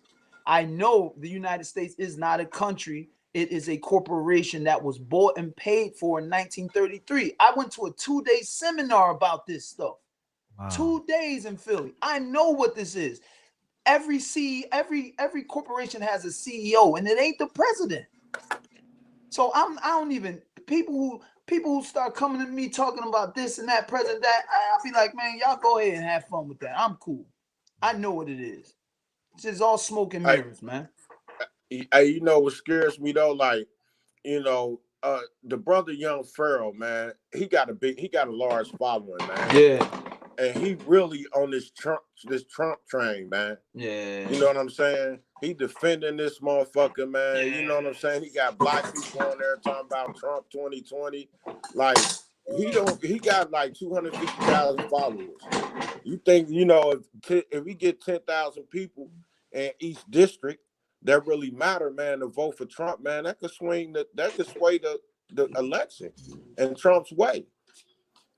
You know what I'm saying? So, like, that shit really bothers me, man. You know what I'm saying? I'm down. Don't get me wrong. It's fuck Joe Biden, too. Because Joe Biden ain't shit either. He ain't shit either. You know what I'm saying? But it's like, would we rather have a racist in there, a blatant racist that hate our guts, or will we would we rather have, you know, Joe Biden, who's passed laws that's strictly against us? The three, you know, he worked on that three strikes law too. You know what I'm saying? He was part of that. Took it to 2 other states outside of the state that he was representing and got that shit passed. You know what I'm saying? So he ain't that much better than Trump, man. But Trump's a motherfucking idiot, man. Look what he doing, man. You know, I mean, this coronavirus was unexpected, but shit, we had Ebola during during Obama's presidency. We had Ebola. We had the I think the swine flu. What was it? The H1N1. Yeah, H1N1. Both of them could have got like this coronavirus, but it didn't because we had a good leadership.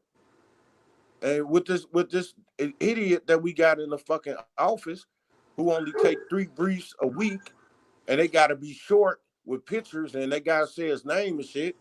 You know what I'm saying? Leading the country. Now look where we at. We were heading into a recession. So it goes even past the racism, man. This nigga's a buffoon, a fucking idiot, man. Right. It go past the racism. So, man, all my brothers, man, in the LDBC and sisters in the LDBC, man, please don't listen to that nigga, man. And that dude, man, he's off his rocker when it comes to that shit, man. He's a conspiracy theorist. You know what I'm saying? He always coming up with some conspiracy theory. You know, and some of it might be true. Some of it might be true, but you know, I don't really fuck with what he's talking about, man. And I hope a whole lot of people don't, man. That's over on this side. You know, that's pretty much what I got to say, man. Appreciate you, big all right, man. Good looking, man. Yeah, I appreciate y'all, man. Peace out, man. Y'all have a good day and stay away from that Rona. Eric Jenkins came on and said, it's like Earl Spence said to Oscar, you don't treat black fighters right. Facts. Earl Spence is thorough, man. He's Isn't he? And he calm when he talk too. That's why, because I love the fact that he just says it. You know what I mean? It's like in the same tone in which he gave you the compliment in, is the same tone in which he says you're wrong in, you know. Right. I admire that about him. It's just like when he was fighting any of his fights, man. It's just that look on his face. He keeps the same expression on his face. It's like, yo, that's some scary crap with a little smirk. Murdering you. You know what I mean? How do we like inspire black fighters to say, you know what, we can begin to lean on us? Oh man, I'm gonna tell you the truth. Really at this point, it's gotta be in them already to be like, you know what I mean, F this, man. I'm gonna speak my mind or I'm gonna speak it in this fashion. I'm gonna get it out, or I see something wrong. Versus you got like, and I'm not gonna use any fighters' names, but you know who I'm talking about. They got fighters that's just about some bull crap. They ain't about no black issues. They ain't about no betterment of their people. They about chasing hoes, getting cars, and flashing. You know what I mean? So you can't expect that type of Negro to speak up on anything, on any situation, until his homeboy, his little brother, get shot by the cops. Then it's racism. You know, but before that, life is good for him. We gotta get the selfishness out of our people, man, because we've been taught to be selfish. You know, remember, look at us. Look at the stages of our people here in America, up until like the 70s, or about that. Yeah, in the 70s, we was on it together.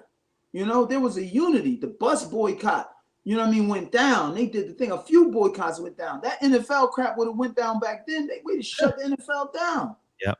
We'd have shut it down back then. Now, motherfuckers, I got to watch my oh man, Colin Kaepernick ain't gonna get no job anyway, so I'm gonna still watch the game. Yeah, it's like, come on, bro. We need everybody on board. Yo, the NFL told black people to kiss their ass. Period. They said kiss my ass. So what? The cops is killing you. I don't give a damn. Buy my tickets and my shirts. And black people still was like, yup, I'm still gonna do it. And I'm like, I haven't watched a football game I don't know how many years because of that. I will not. It does something to my insides. You know what I'm saying? I can't even watch a highlight on social media. I'm scrolling fast. F the NFL. You know, I'm sorry for the athlete, the black athlete that's there, but F the organization, man. They just said F your situation. Yeah. I can't. So that crap wouldn't happen. So in the 60s and 70s, man, the Black Power movement, black women was wanting permanent hair, wanting straighten their hair, it looked like a white woman's hair. You know what I'm saying? They wasn't doing all this crap.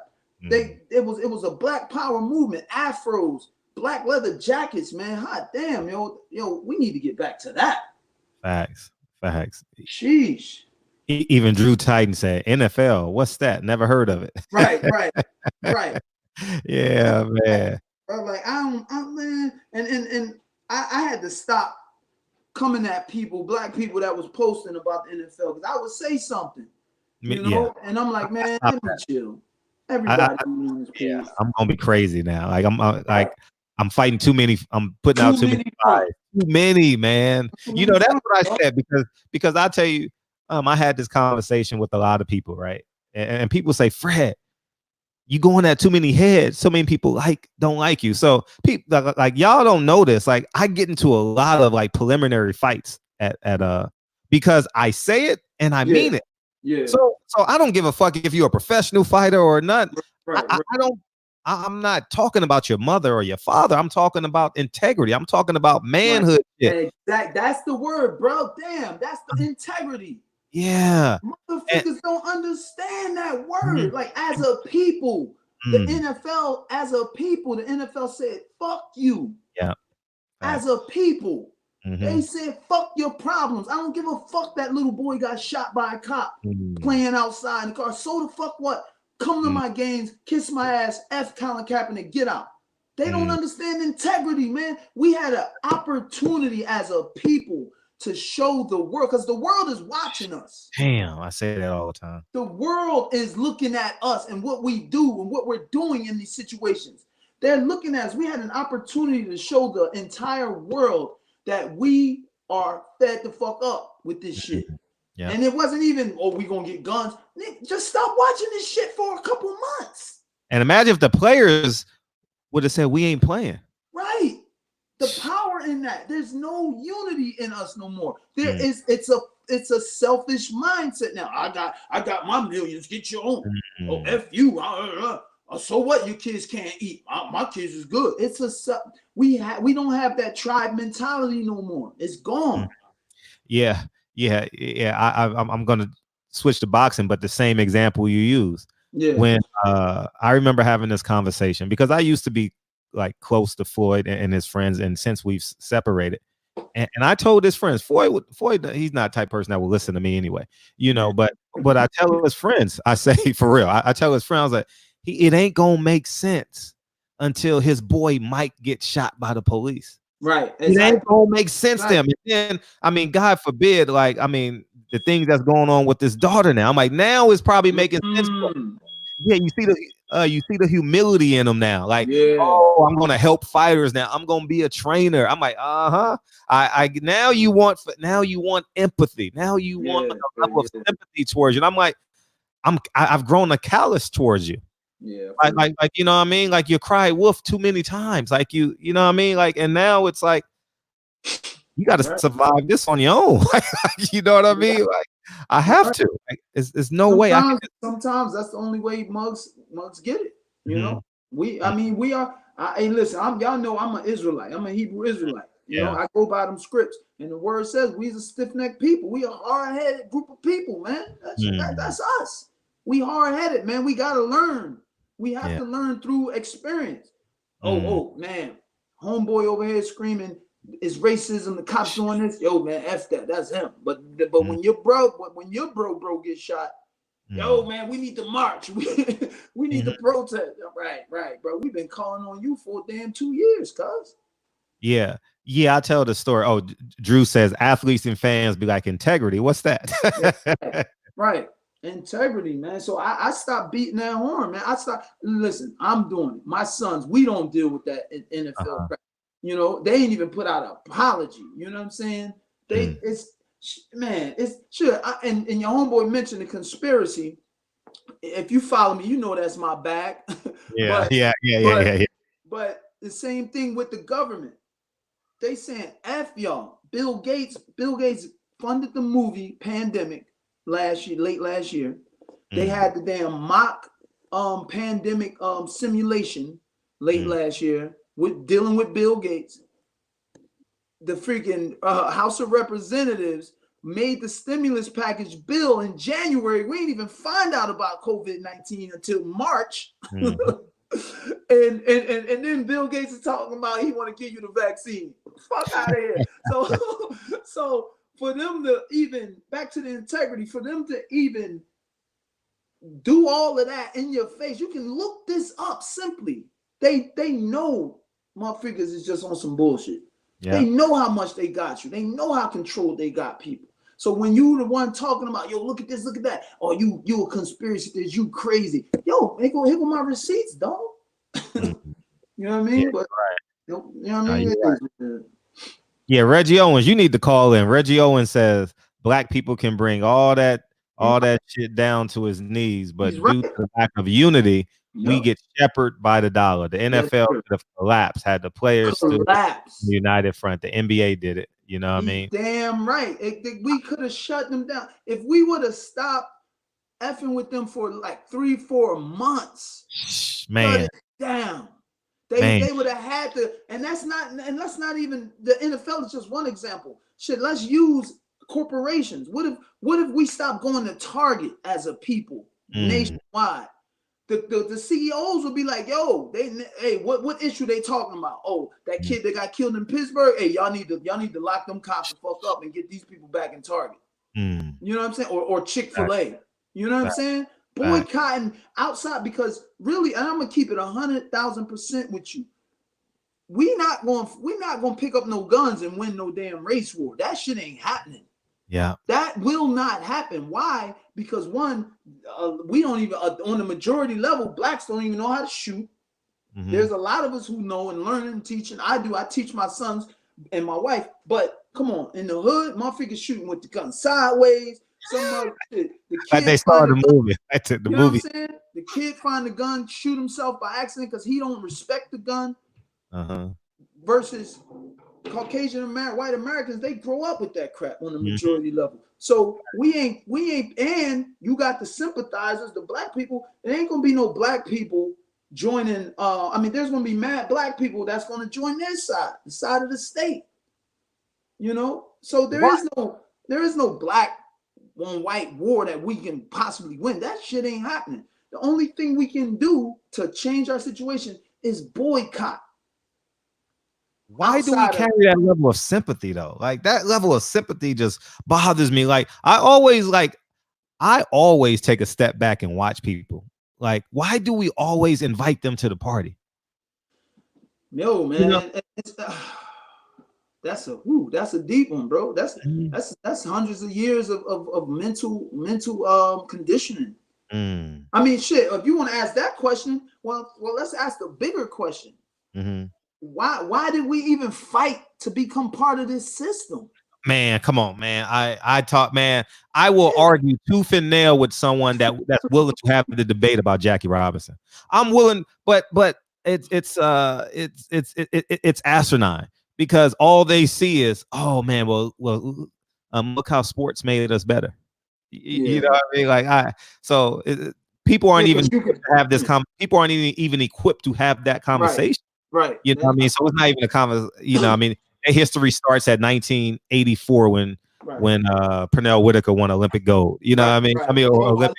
I love black people now. Yeah, or Evander Holyfield, or Walter Payton. Not scoring a touchdown in the Super Bowl. They still mad at that shit. So yeah, it's just the whole thing could boil back to why did we as a people even fight to get into the system of the people who hated us? You know what I mean? I mean, really, I listen, I teach my sons this and my nephew all the time. We should have stayed on our own, doing our own thing. We were more productive.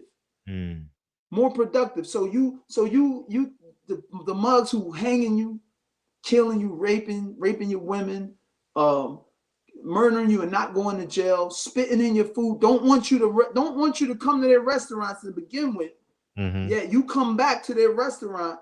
You go to their restaurant one day, they calling you nigger this, get out that, we don't want your money here. You leave, you come back the next day with a piece of paper saying, oh, y'all, the government said y'all gotta feed me. Okay, let me go make your eggs, your running eggs in the back where you can't see me.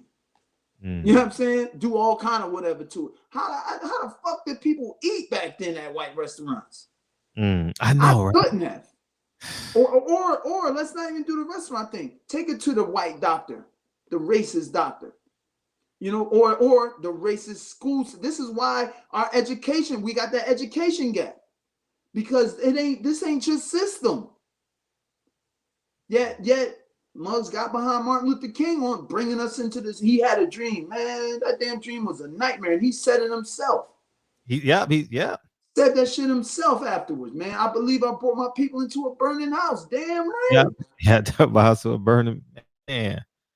Or Malcolm X speech, the ballad of the bullet. You know, so it's just, man, we go on and on, man. Yeah, we can go on. So it really, really the only thing that's going to change, and like I said, I'm a Hebrew Israelite, and I have to spit with my truth, and the Most High say come back to His commandments, yo, and then He gonna fight for us. But I know a lot of brothers don't believe in that, but I got to say that. But we gonna we've been fighting for them. All right, look at it like this: we done did everything except that. We tried to fight. We got mugs who tried to fight back. We got the Panthers who tried to do this, and they shut that down. You know, we got Martin Luther King. Malcolm X even brought out he was paid to do the non-violent civil rights movement. I got the link when Malcolm X broke that down. You know, he was paid by the Kennedy administration because black people started killing white people down in Mississippi. And they wanted to get that under control, and they didn't want it to spread throughout the nation. So they hired King, Abernathy, and whoever else. I said, man, send me that link because I say that all the time. Like, okay, thank you. Like I always say, you can't function as anti-government, anti-establishment, and function in America for longevity. Like it's so challenging. So I tell people like the NOI, SNCC, you know, I mean, like I'm saying they had to have been paid off on some level, man. Yo, don't get me started. Even Martin Luther King. Shoot, look at Elijah. I mean, not Elijah Muhammad. Look at Farrakhan. This dude, Farrakhan, man, powerful. He's probably the more black people are listening to him in America than they would any other black person. Sure. He hasn't really a Million Man March. Come on, really? What'd that do for us? Yeah. What did that do? He ain't never organized a nationwide boycott. That Negroes would have did that. Yeah. Because he said it. A lot of people believe he's an agent, man. A lot of people. I can't argue with it. Yeah. I can't argue with it. Now if I had proof, I would. But and your homeboy that he mentioned, Young Pharaoh, is bringing out some stuff about the. He's bringing out some stuff. He's bringing out some L. Ron Hubbard and Dianetics. Oh, and man. Crap. Yo, them dudes is involved in that crap, man. So, man, listen. So, Malcolm X brought out the fact that the Kennedy administration paid Martin Luther King and them other dudes to head up the non-violent. Notice it was non-violent because black people was rising up. Calm down. We gonna get it non-violent. Got everybody on board. Man, listen. And brought us into their system, the system that hates us. This dude ushered us into it. So now you ain't got no reason to bitch about, the cops is beating me up or shooting me. You beg to get in here. Facts. Big you know facts. what I'm saying? You ain't got no reason to argue about, man, my kid ain't learning what them white kids learning in the suburbs. Yo, you beg to get into the system. This is what you gonna get, bro. Man, you know what I'm saying? They don't see that though. They don't see it, dog. Oh my gosh, man. I just prayed at it. Man, listen, I will send you that link today. And I'm excited. I can't wait because I'm a big. I know I've seen it before, but I need a refresher because I'd have been on the train for years. Actually, while we talking, I'm gonna look up. Malcolm was a beast, and it's so crazy. I know you saw that documentary on Netflix. Yeah.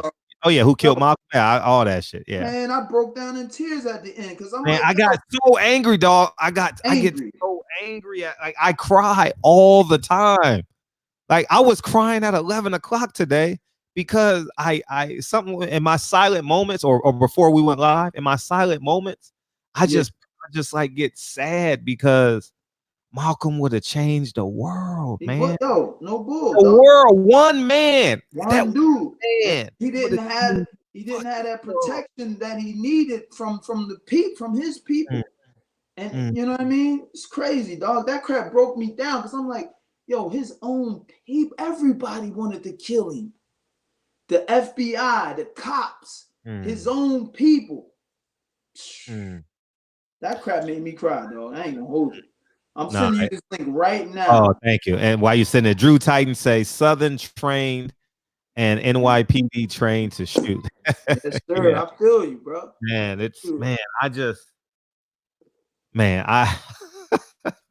I wish Malcolm was alive, man. Then the dirtier thing that documentary brought out was them mugs in Newark. Everybody niggas know. They knew who did it. They let this dude flourish and grow. He was in boxing too. Yeah. Yeah, he was down there with Sonny Liston. He was at the Sonny Liston fight. Now remember, no, he was in boxing even after the shooting. So remember when you talking about who you talking about right now? The dude who killed Malcolm, who shot him. Oh yeah, because Herbert Muhammad was working with Herbert Muhammad, who is Elijah's son, if I'm not mistaken, worked with Bob Arum and created Top Rank, if I'm not mistaken. Yeah, so it's wow. So you look at the who was it? The female, I don't know if she was like the city council or whatever. When dude brought it up to her, dude's name, that look on her face, she knew. Yeah. Even Booker knew. They knew. They killed them. Everybody knew. But they're like, man, you don't trust. Man, listen, black people get all hyped when we get a black person in politics. I'd be like, man, my freaking sold out. Politics is all a personal joint. They're gonna do stuff. Yeah, we got to do this for this people. And it's all about personal achievements, man. Personal achievements. Obama, mugs, black people. Bro, they got a picture of Jesus, Obama, and Kennedy in their freaking house. Like, yo, man, what Obama do for black folk? Come on, man, somebody fill me in. None of them presidents, dog. That's what I learned, man, this past couple years about America and it being a corporation and no silver and gold backs the dollar anymore. And there is no vote and no president in. That crap is a fairy tale, but you know, I'm crazy though. Yeah, man. I just and there's a reason why there's a reason why I'm so in love with Malcolm. Martin Luther King life stops at 1963 when he had 250,000 people at the March on Washington. And it ends in 1968. They don't talk about how he transcended and said, fuck the government. Right. You know, he had that transformation from 63 to 68. They just say he had the March on Washington. I had a dream. And then he was assassinated. And then he started talking against that that war. Yeah. Because Malcolm had that. I mean, Martin had that. He had them people. Yeah. He had them people behind him. So if he was steering them over to this end, he got to go now. He ain't our homie now. Yeah. He got to go. Yeah, they don't get it, man. They don't get it, bro. And then people like you and I are gonna be ostracized.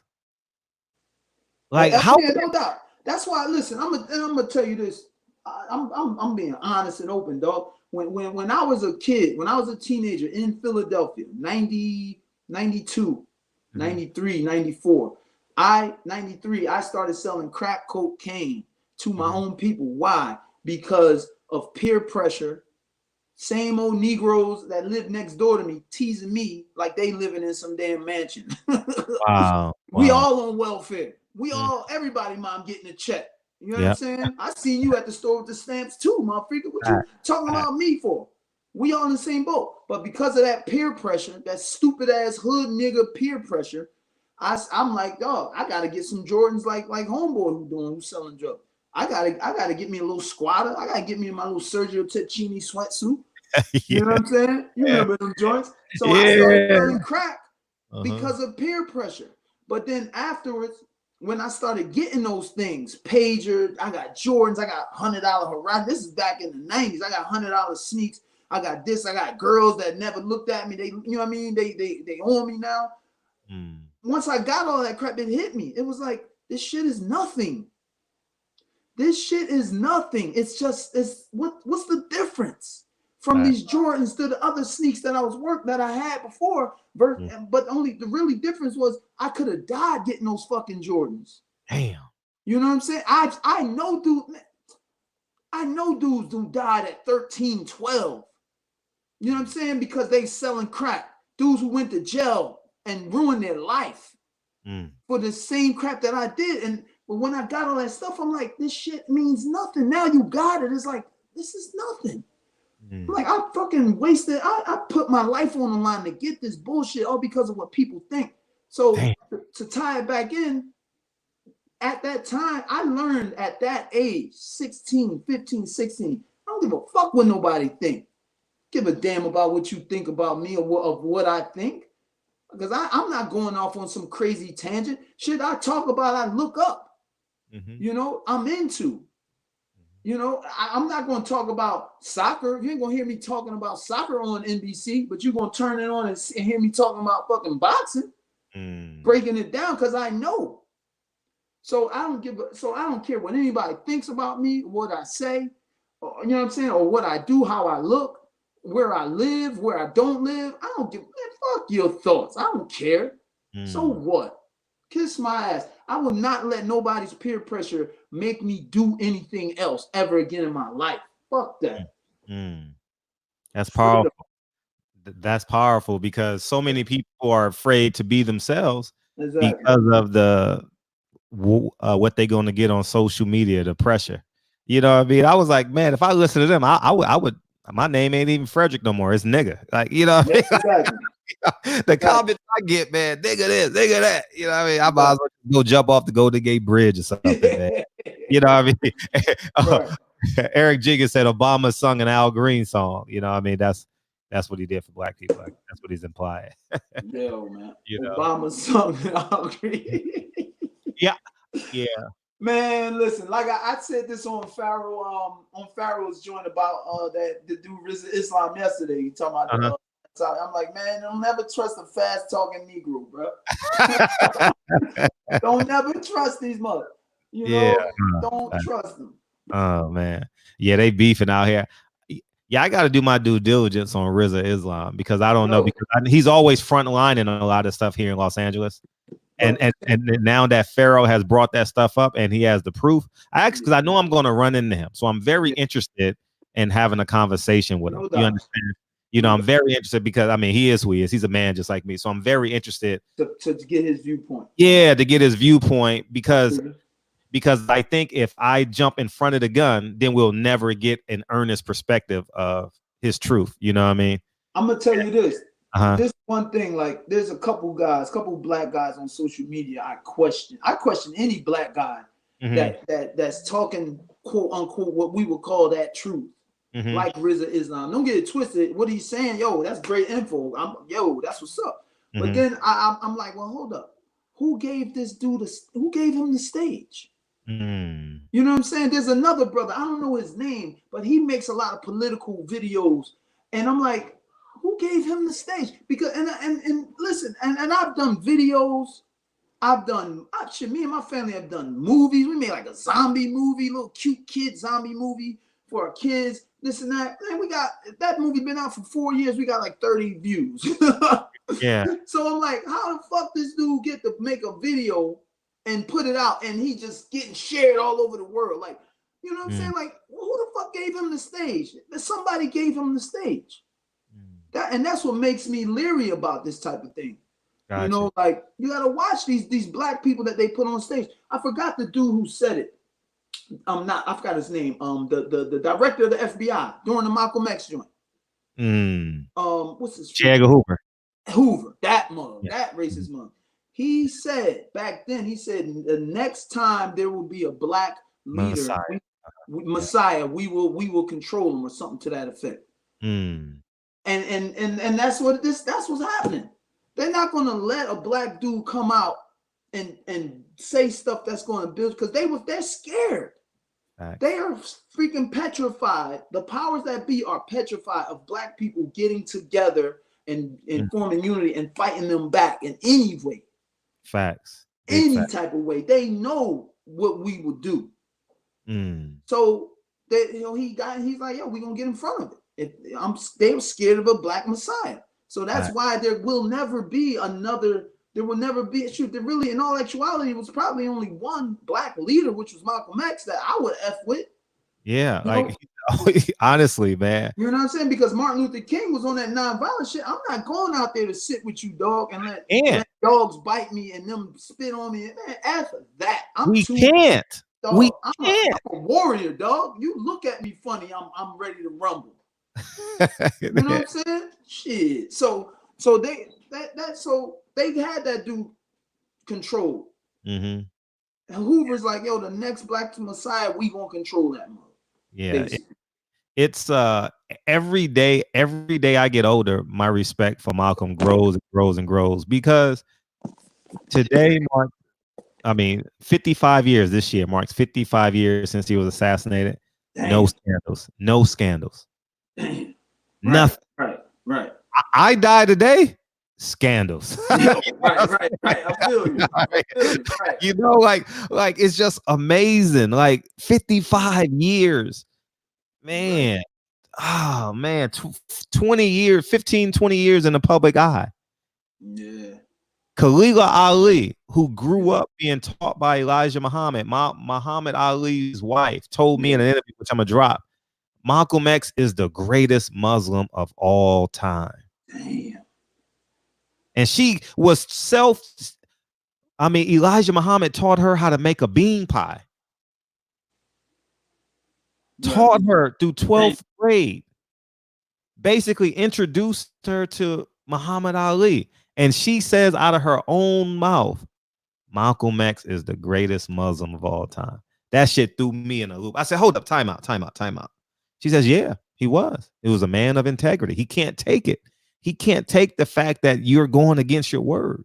Yeah. You know, and it's beyond my own understanding, man. I wish we were we replace Malcolm with MLK in our books. No doubt. And that's why MLK has a day. And all this reverence from the system that freaking was found guilty for killing him in 1999. And the white got so much money. How come that never fucking got popular, dog? How come people? Oh my God! Because people don't even know she sued the government. They don't even know, dog. They don't. I post that crap on Facebook a couple years ago. I mean, I posted it more than once in my Facebook years. But a couple years ago, I posted and I had a few people like, damn, didn't know this. People don't know because the system, we only get what the system wants us to have. Facts. You know what I mean? But I be telling people, I be like, yo, dog, you have the information highway at your fingertips. Fingertips. Man, go to work. Yep. Stop asking me, yo, man, send me a link for that. Man, go look for it yourself. Yeah. Facts. Big facts. Don't wait for somebody to put it in your lap. Go search. But people are scared of being labeled a conspiracy theorist. Yeah. And I don't know if you saw the live I did about 2 weeks ago about but I titled it "Black People in America Have the right." As that should be the most. Yeah, exactly. I saw it. Yeah. We should be the biggest community of conspiracy theorists of all time.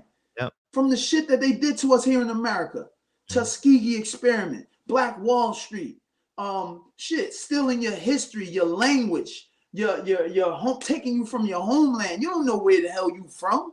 In quote unquote Africa. Africa's massive. You know what I mean?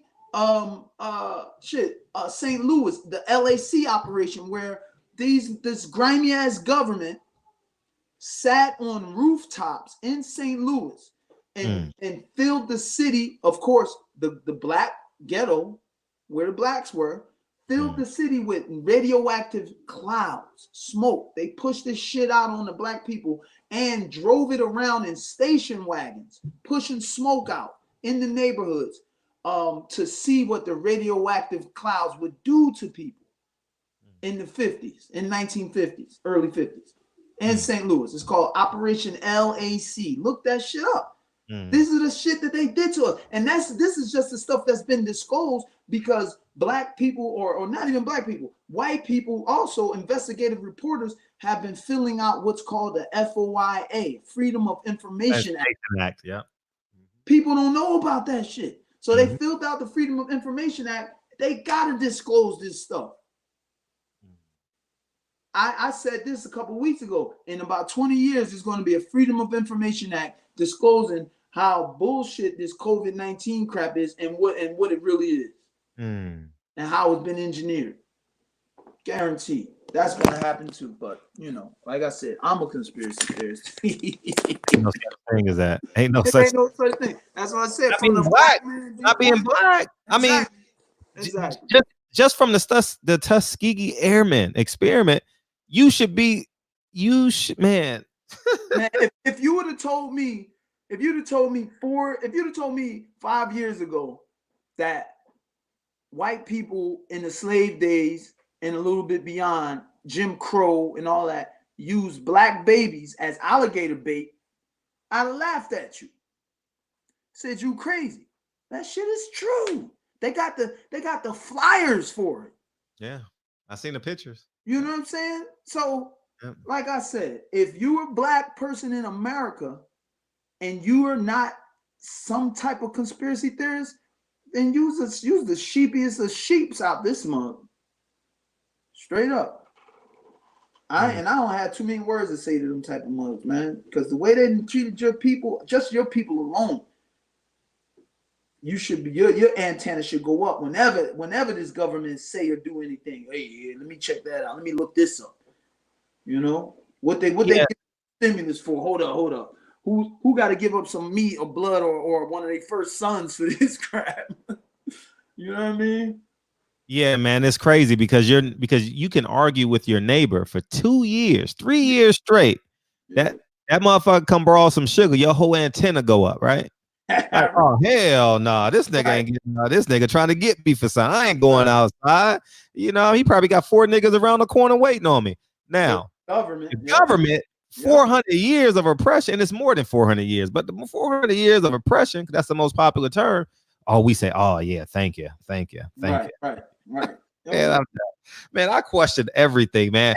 And I do it with a smile so I confuse people because I'm tired. Because I get tired of fighting every fire. Like I just get tired. You know what I mean? I gotta be more concentrated, especially raising a family. I gotta be more concentrated in my efforts, you know. I'm learning that now because when, you know, me coming up as a world champ, I'll say I was always a conspiracy type theorist, you know, looking at stuff because there's stuff I knew, you know, especially from being in the Navy. And I had friends, man. I had friends that was deep into this crap, and they were old heads, and you know, so I knew some stuff, but I just wasn't on it. But as a champ, I'm cool here and there, hey, smiles, this and that, blah blah blah. But then when Mike Brown got killed, and that whole Mike Brown situation went down, something clicked in me. You know, it was like I was under the disposition that, all right, it's a little better now. You know what I'm saying? I was that guy. You know what I'm saying? It's a little better now, even though I know this is that, but it's cool. I know this happened years ago, but right now it's a little better. And then the Mike Brown situation hit, and what changed me was the response of white America to the situation, because I grew up, I grew up in Philly. I have my run-ins with cops. So I know how foul cops are. We knew the cops that had crack on the streets. We knew the cops that were selling guns to the dope dealers. We knew the cops that would beat you up and take your dope money. So I knew that we know the cops are foul. But when the story come out about Mike Brown talking about, the cop said the kid charged him and started hitting him, I'm like, what fucking kid does that? Who does that? Like, I know killers, dog. And this ain't no exaggeration or just trying to sound tough. I know dudes who got bodies. When the cops show up, they running. Then they got guns on them. They out. Facts. Black people ain't fighting cops like that just off the rip. Oh, you a cop, I'm gonna beat you up. That's some old fairy tale ass scare tactic that white people have been told about black people. Some stereotype. So when that story came out, I'm like, yo, that's the lie. Like, I knew it was a lie because it was the MO of what the cops do everywhere. And from there, the response, I posted it and went in, and the response, I was a Christian at the time, man. I used to be part of the Fellowship of Christian Athletes.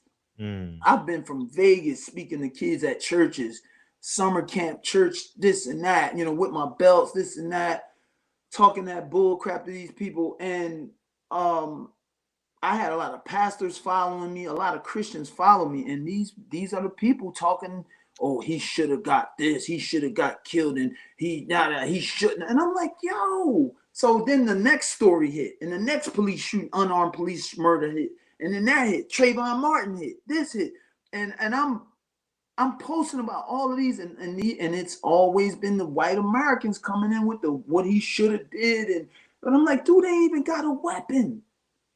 And the racism, man, that crap showed, man. That crap showed. So that's when it really hit me, like, yo, America just as bad as it's always been. It's just as bad as it's always been, man. And there are so many Americans, even black Americans, we were all conditioned to hate black people. All of us. Black, white, we were all conditioned to hate black. So there's so many white people who don't even know they have racist views, but their views are racist. They're prejudiced, bigots, they're racist. They don't know they're closet racist until they start talking about the race issue and you hear it. And you're like, yo, I thought that was my man. That he think this about me or my people. And they don't even see it. So, that crap right there, what was it, 5 years ago? That crap really flipped the switch. I mean, and people who know me, they can tell you, yo, I seen Cunningham.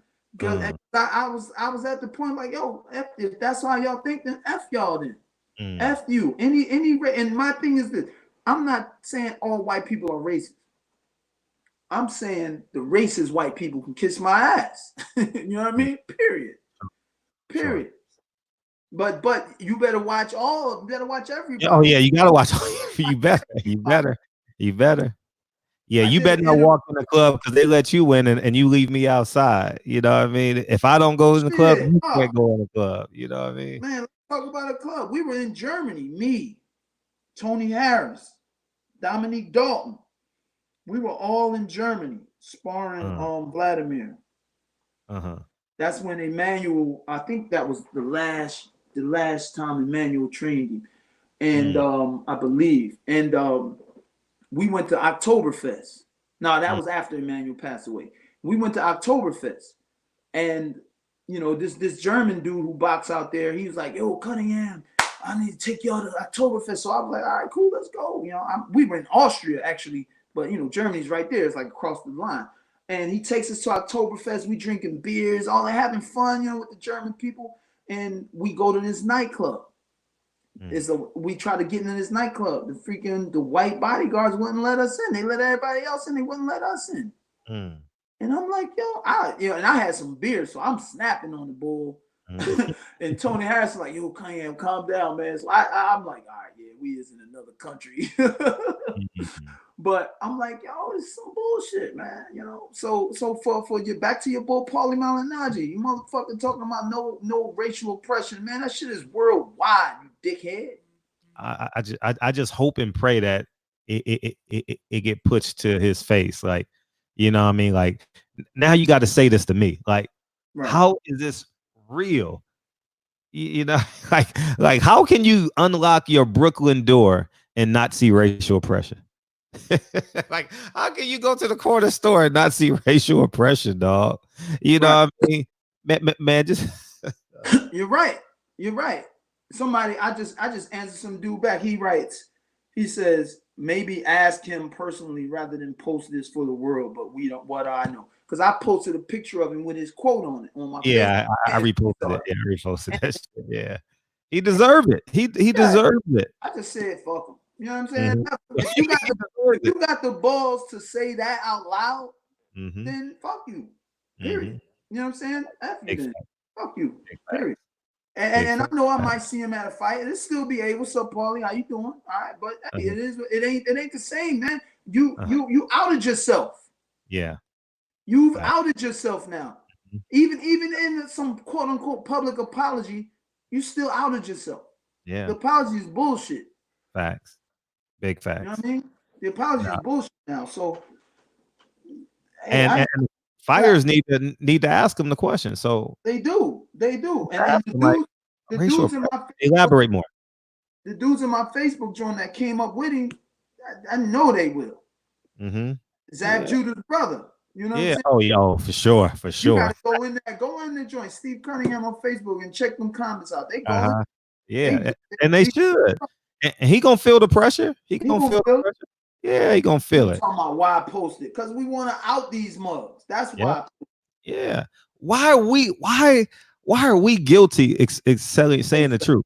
I'm right. I did something bad. I posted something he publicly said, but I'm the bad guy. See that shit? I use their words. It's like people get mad at me most recently when the WBC president said oh, Deontay Wilder's career is over if he loses in Tyson Fury. I'm like, first of all, he's not in position to ever say that about any fighter because of the position he holds, right? Right. He shouldn't exactly. Shit, I didn't use nothing. I just used his quotes. People say, man. No, these are his words. I'm not interpreting nothing. The WBC has been showing favoritism towards Mexican fighters. That's a known fact. That's a known fact. Look at this chick who just popped on the test. Mm-hmm. Both samples, A and B, against Desiree. What's her name? The girl who hair they had to snatch off in the fight. Oh, Discern. Yeah, that's how you say it, Discern. The girl she fought, Alejandro Jimenez or something like that. That chick fell. How did she get to the ring? Yo, you can see that crap. Yes, my point exactly. You can hear it. You can hear it. Because this dude is, the WBC, they protecting these Mexican. He's looking out for them. There's favoritism for the Mexican fighter, and they're saying they won't strip her. I don't even know what happened. That was like a month ago. She got stripped, but now DAZN got to fight for her belt. She got to fight for her belt. She got to fight for her belt. Oh my God! Hey, this motherfucker shoot you with a gun. Then you got. Then they put your money up for ransom. You and another person got to fight for your money. Where they do that? I'm gonna give you an even crazier story. This is personal. So I fight. I'm promoted by the German promoter, Sauer. I already beat all the world champions in my weight class. I can't get a unification bout because I beat Marco Huck, stopped him in the 12th round. I beat Guillermo Jones. He's the WBA champ. Marco Huck's WBO champ. I beat Krzysztof Ledarczyk. He's the WBC champ. I already beat them. So before they became champ. So they won't give me a freaking unification bout. So I'm stuck to fight my mandatories, you know, and you know, not make that maximum dollar. So I got to make a fight. So I fight the German promoter, who's I'm promoted by, but I'm from America. I fight the Cuban guy, Johan Pablo Hernandez, who defected to Germany like 6 years before that. So this dude knows German, Deutsch. He speaks the language. He got a TV deal. But my thing is, I can beat any cruiserweight in the world. So whatever, I don't care. So I get the fight. It's okay money. It ain't great money. It's okay money. And Sure. and when we get to the press conference, that's when I find out that in Germany, it's not illegal for the promoter to manage his fighter. So Hernandez is managed by Sauerman, by our promoter. I'm at the press conference, effed up right now. Yeah, I know. These motherfuckers, but we knew signing with them. We knew they wanted to get the belt because it was more lucrative for them. So I started trying to learn Deutsch. I spoke a little bit broken, beat it up, but I tried, at one of the press conferences. But I'm trying to learn the language because the fans, they really love that over there.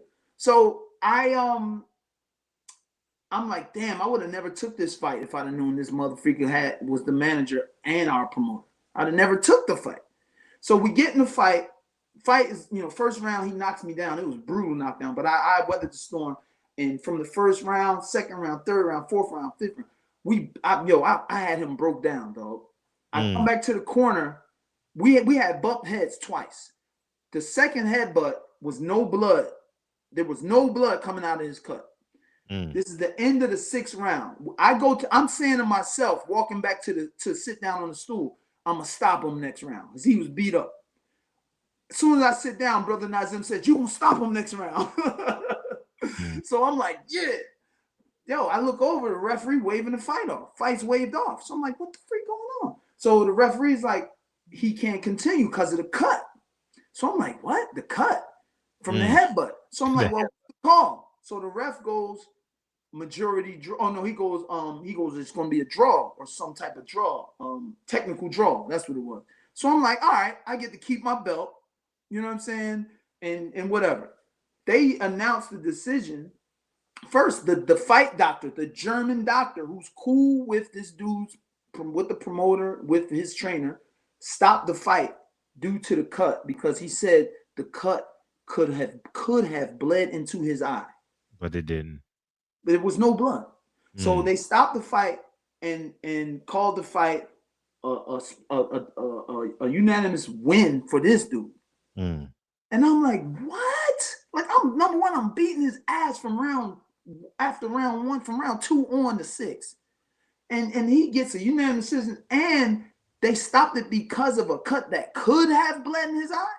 So in comes the sanctioning body. We protest this. The IBF, everybody's like, that's some bullshit. The IBF is like, all right, we rule that the fight was bullshit. Basically, I'm saying it in layman's words. Sure. The fight was bullshit. We ruled you win on that. So you get the immediate rematch. You have to fight him again, but he's gonna stay champion. I was like, what? What? How do you say the fight was unjustly stopped, yet he stays champion? And that's because the promoter had the money. Facts. You got the money, man. So with and the favoritism. So what the WBC's doing, man, they're showing favoritism, especially with this girl. She should have been stripped of the WBC belt. They don't know what that means. Given back to homegirl. It should have been given back to her. But boxing, man. Yeah, it is. It is. And Reggie Owens said, y'all remember the Jenna 6. You remember the Jenna 6? The name down in Louisiana. Yeah, they overcharged a bunch of kids. I remember it vaguely, but they overcharged a bunch of kids. Yeah, I remember that. I remember that. Yeah, the Little Rock 9, all that. Yeah, a little bit older than that, but yeah. Racial oppression. This is my question to Paulie. I know if he can hear this. When did racial oppression?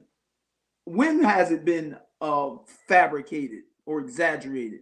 What year did it start being fabricated and exaggerated? That's what I'd like to know. Yeah. What year did it? Was it 1970, 1976, 1984, 1990, 2000? When? Or just recently? Because even recently, you on some bullshit, Paulie. He would call you a race baiter. Yeah, right. That's what he called me, a race baiter. I'm responding to his comment about. I'm responding to him. I've never even. The funny thing about it is, you know, he says some things, but we always give him a pass because he always shows up with 4 black dudes and shit like that. So, so like, no, I'm serious, right? And he's kind of cool and shit. So we always give Paulie a pass. But the moment he shows who he is and we choose to believe him, right, it's our fault. It's your fault. It's our fault, man. Come on, man. I'm so That's dumb. why last night, man, when I saw the joint, I was scrolling. You know, I'm subscribed to your channel. Thank you, King. Thank you. And I'm scrolling, and I'm like, hold up, what? Paulie said what? I'm like, this guy. Yeah, man. It's bad. And we sat there and watched it. And my son was like, yo, that's Paulie? Because of the pig. He's like, that's dude. I was like, yo, he was like effed up. And I was just like I said, I use it as a teachable moment. Like, bro, all of these modes gotta be watched, though. You gotta watch them all. You can't be comfortable. You can't be comfortable, you know? We have to. It is a must that we keep our eyes open and choose and be accountable. Yeah. You know what I mean? Flex your strength. Put it out there. You know yeah. what I'm saying? This dude's questioning me why I put it on social media. To out this mug. If Steve Cunningham, if somebody quoted me in the article, shoot, they probably gonna take quotes out of this. They are. Most definitely they will. If somebody said that about me, they're gonna put it out there, and people, you know, gonna make their judgments. Or they're gonna take what I say. So yeah, I'm putting him out there. I am putting this mug. I've been called a racist so many times on Facebook. Like, I don't care.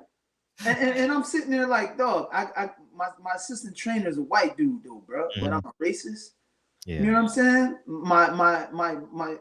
My nephews have a white mother, but I'm a racist, bro. Like, come on, man. My assistant coach at my gym is a white dude. Like, I'm racist, though. Yeah. Like, cut the shit out. That means you're right. When they say you're racist, they have no rebuttal, and that's basically saying you're right. Right. It's like when the white dude always cracks the gay jokes. Like, he has no more comebacks. Like, you know what I mean? When the guys, oh, you a faggot. Like, oh, you gay. You know what I mean? Right. That's everyone's rebuttal when they lose it, you know? No person, black or white or any other tone or race or nationality, can say when they met me and dealt with me, I'm a racist. They can't. Yeah, I agree. But you can falsely take that assumption or assume that that's what I'm talking about from a Facebook post. Facts. Falsely, just because you're ignorant or you're in your feelings. Period. Right. Big facts. These people. I did an interview, right? And this is crazy. No, not crazy, but you know, Woods. He's a reporter from New York. Yeah, I know him. You know, all right. So I'm talking to another fighter, and we were talking about race and stuff. This was at the B-Hop Tavares Cloud press conference in New York at the Barclays. I'm talking to somebody or another fighter about racism, and I said, yo, I was like, man, since I was a kid, because I grew up listening to Martin Luther King, and like my mom would put that stuff on about the civil rights movement, and that gave me a keen eye to, yo, these motherfuckers didn't like us back then. You know, so as a kid, so I grew up with this mindset, and I'm telling them like, yo, ever since I was a kid, any white person that I would meet, to me, not that I would treat them any different or anything, but they would have to show me they weren't a racist. Facts. You know what I mean? They would, in their actions, in their dealings with me, I would have to, you know what I'm saying? They would have to show me that wasn't racist, because my outlook on quote unquote white people from all the stuff that I was seeing as a child on TV and the stuff that my mom was putting on was, yo, white people was racist. So they had to, any white person, even when I went to the Navy, it's like, that's in the back of my mind, yo, this dude might be a racist. I know. You know? It's always, I mean, it still is there. It still is there. It's just, so Woods overheard us talking, and he jumps in and he started recording. I didn't know he was recording. But then I saw he was recording, and we were already talking. I'm like, all right, but so he was like a little shocked at it. Oh, so you? I'm like, yeah. Why would you be shocked? that a black person would say that in America. Mm. You know what I'm saying? Like, why? Look at this shit. Why would you be shocked? And it's not that I'm like, oh, you a racist, so fuck you. Nah, it was just you just had to show me you wasn't. You know, I didn't say anything. No, the person that I met didn't know that was my thoughts. But I'm watching your actions. I'm watching your interactions. Facts. Big facts. You know, and that's how I am today, man. I still am. You can, everybody can talk a good game. Shit, look at this shit. Who thought Paulie Malignaggi was gonna say this bullshit? Boom. Who thought? But who would have thought? Out his mouth so easily, so easily. So yeah, I'm not wrong. No, no. Man, I just hope that you inspire others to use their platform. I do too, man. I see you fighting every day. Yeah, and really, I've gotten to the point now. Like I'm at the point now where I make my posts about race, about cop killings, government conspiracy, whatever. Hey, listen, dog. You don't believe me? I'm a clown, I'm a nut, or I'm a racist. Hey, so be it, bro. I pick and choose my battles now. So if you know what I'm saying, if some dickhead wants to come in and say something stupid today, I might be in the mood. Hey, well, fuck him. Whatever. He can see that. I'll probably even like it. Whatever. Yeah. But or maybe tomorrow I'm in that mood. Oh, like this black dude in the Facebook post. I agree with Paulie. And I'm like, dog. So you don't see? I told him. I said, listen, homeboy. I said, go Google racial oppression, then come back and holler at me. He goes, I know what racial oppression is. So he's like, and black people, we don't have racial oppression anymore. So I just ran it down for him. I said, jail, school to prison pipeline, real estate, redlining. You know what I'm saying? War on drugs. This, that, blah. I said, do I need to give you any more? You know what I'm saying? Like, cause there's more.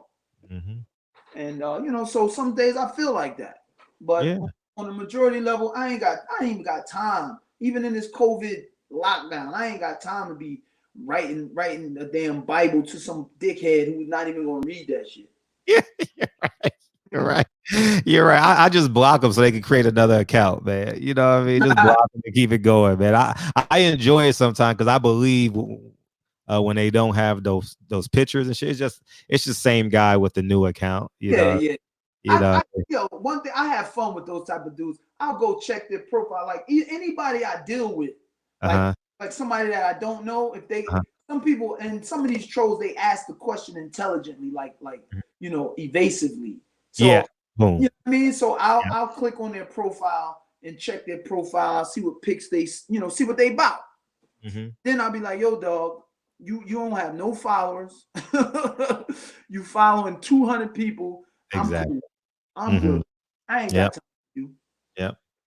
I mean, no, that's the end of be all. But Joe, after I did the interview with you on Glovegate and Pharaoh on Glovegate, shit. After I did my own video, man, on Twitter, I got like almost 25,000 followers. So, and I got the certified check, you're somebody check.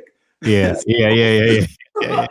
So when after I did the interview with you guys, those UK fans, them trolls came out of the woodwork. Oh, for sure. On Twitter, it was crazy. For sure.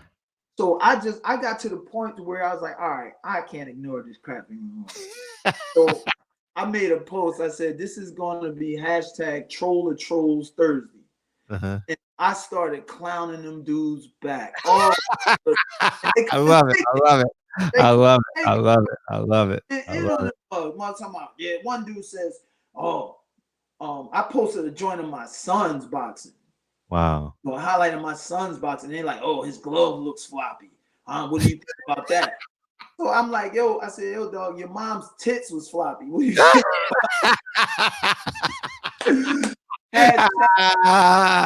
Rolling the trolls. And them dudes. Oh my gosh. Damn, that's funny. I love it.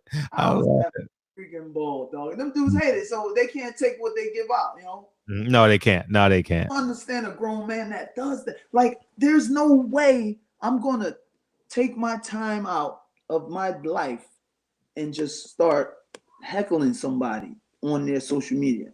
Like daily. I won't do that. Like, I don't understand a dude that does that.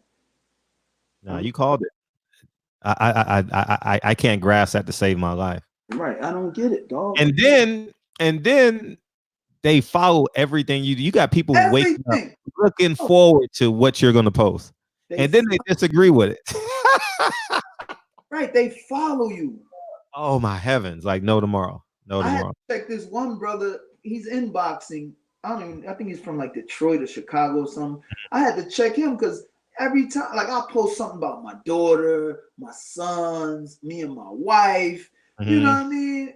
And he don't show up, but I post some of, you know, a conspiracy, something or this or that, and he in it. Oh, see, you're wrong, hey brother. I'm like, dog. I said, my man, you don't show up for none of the other posts, but you ready to jump in on this? Like, what's up with you, bro? You got a problem with me? Facts. Like, what is up? I'm like, I don't wait for nobody to post something that I don't agree with and jump on them. Like, should I even had to stop doing that since I became an Israelite the past 5 years?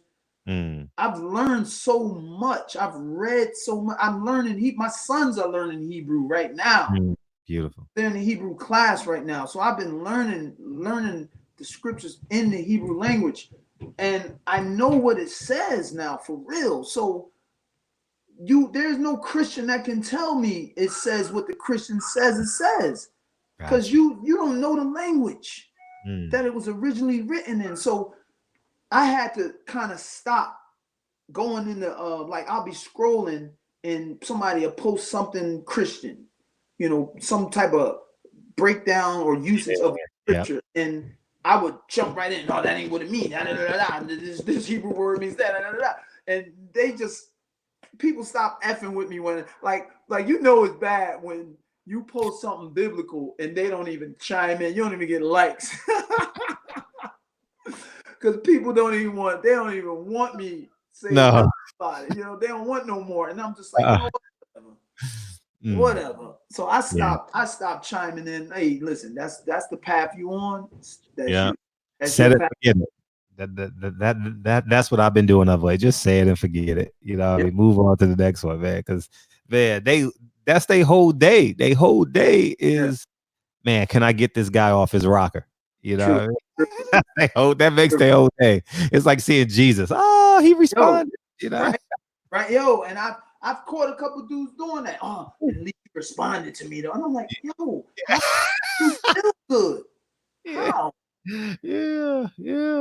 One dude even tried to call my wife ugly. They want to get that response. I'm just like, I'm gonna leave these dudes alone. Oh God. Yeah, they do anything, dog. They do anything. In this Glovegate situation, Paulie did a video and he even brought my name up in it. This was like last month. And he's like, oh, Cunningham even, you know, said something about it. I don't understand any world champion or anybody that agrees with this Glovegate shit. They got to be crazy. So I went on Twitter and added Paulie and was like, yo, Paulie, how come we crazy for seeing some crazy shit and speaking about it? Yep. Of course, he said nothing. Yeah, or how he thinks fighters are on steroids. You can't see him shoot steroids. You know what I'm saying? Like, I'm just talking about argument per argument. You know what I'm saying? You know what I mean? Like, it's man. Whenever they're backed up in the corner and face the truth, they don't want no parts of it. You know, they don't want no parts of it, man. And sometimes it's enjoyable to see them squirm. You know what I mean? Like you know what I mean? Like, I get a lot of joy out of that too, like seeing them squirm and shit. You know what I mean? I get that when I've had debates like on Christianity with my old pastor. Sheesh. Wow. Man, listen, me and my homeboy, another boxing coach, he trains a kid that was signed to Floyd. Good kid, going to be a future world champion. He was a pastor, and Wow. he, we knew each other through boxing, and he hit me up. Was like, yo, I've been watching your posts, man, for a while. And he was like, what's up? And we talked. He started doing his own research. End of the day, about a few months later, he tried to bring his whole church over. and they had it for a while. When you start telling black people, because he did it like categorically. So he was, I'm not giving them all of it. He was like, I'm gonna let them know that the slaves had Hebrew names when they came here. I'm gonna let them know that we are descendants of the children of Israel. I'm gonna let them know what Christianity is, and this and that. Break it down. Let them know we're the chosen seed of the Most High. And they were all on board. Yeah. I'm special. I'm in on that. Then when he told them, yo, we got to keep them dietary laws. We can't eat the pig. We can't eat this. Yo, he was like, them mugs rebelled on him. So he brought over a couple. He brought over probably like 20 people out of probably like 60. Wow. Probably less than that, actually. And, so we were going at pastors. I was going at my old pastor with that info. And it was good breaking him down. You know what I'm saying? I feel you. Hitting him with that truth, breaking him down, literally, like you said, watching him squirm to an extent. Shoot, we even told him, like, dog, we come to your church. I'll go back to my old church. We can do it on Facebook Live. I want to stream. I want to stream it to show people this is bull. And he weaseled his way out of that crap. Like a few people, man. Broke them down over the phone. I was giving my phone number out to cats that hit me up on social media, because I'm like, dog, I ain't got all day to type. So we can talk. We can do the Zoom. We can whatever. We can talk. And I broke a couple dudes down. I even gloated at one point. I was like, all right. I'm like, I know I read this joint. Y'all don't read. Y'all ain't reading. Y'all listening to the pastor tell you what it is, and that's not what it is. So I feel you, bro. I it's good when they squirm, but I've grown like it doesn't even move me anymore, because I think I've heard it all. I really think I've heard it all by now. You know what I mean? So sometimes they're your biggest promoter, you know what I mean? Where they're lending their platform for you. You know what I mean? And I just let it go. You know what I mean? Like, they can't destroy what they didn't create, Right. That's kind of where I'm at. So yeah, me on Twitter, like right now, them dudes are they'll post like the Tyson Fury knockout and be like, yeah, his gloves wasn't floppy. Now, like, bro, like, come on, bro. And even what last month was the anniversary. This month, April, was the anniversary of our fight, the 7th year anniversary, and people was posting it like, yeah, Cunningham, Fury had to fight back. So I posted the knockdown, and then like, yeah, but this happened to you later, and I'm like, like, all right, guy. But my thing again, I'm 6'3". I was 207 pounds. You were fighting 6'9", 169. 269. Yep. Fighting 3-4 weight classes out my division. You know what I'm saying, according to weight. But I made this motherfucker have to cheat in order to get a win.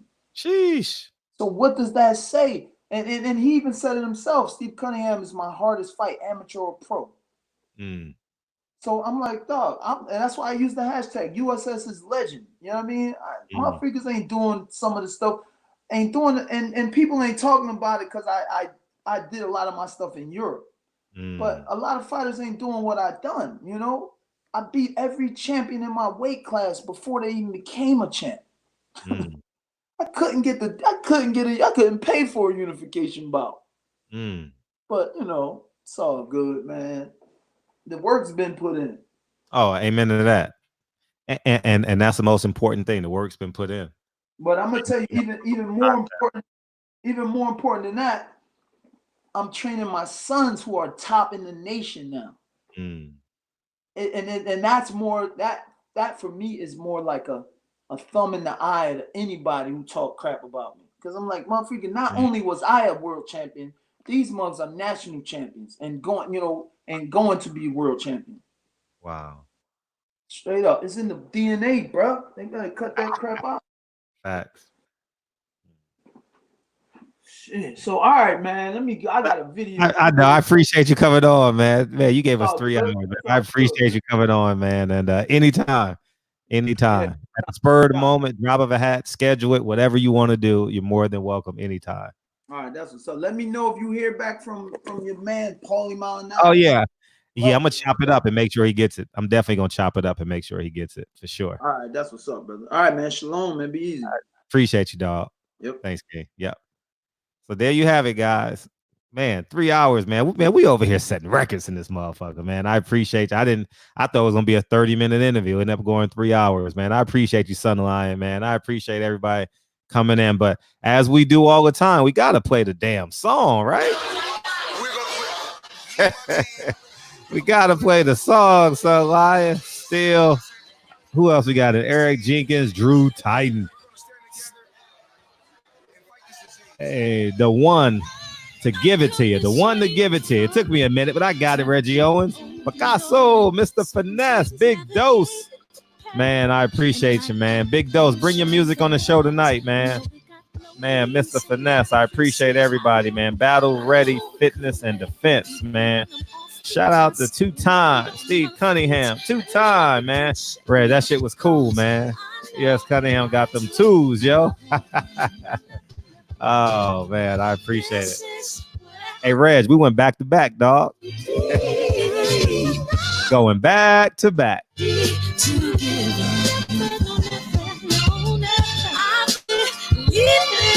miracle of life. Life's a break for no rehearsal. Learn quickly, they'll come for your role.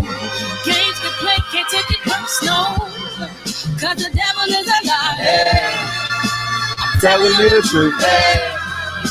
It's only what you do. Hey. Some things you gotta do. Hey. Hey. Hey. Hey.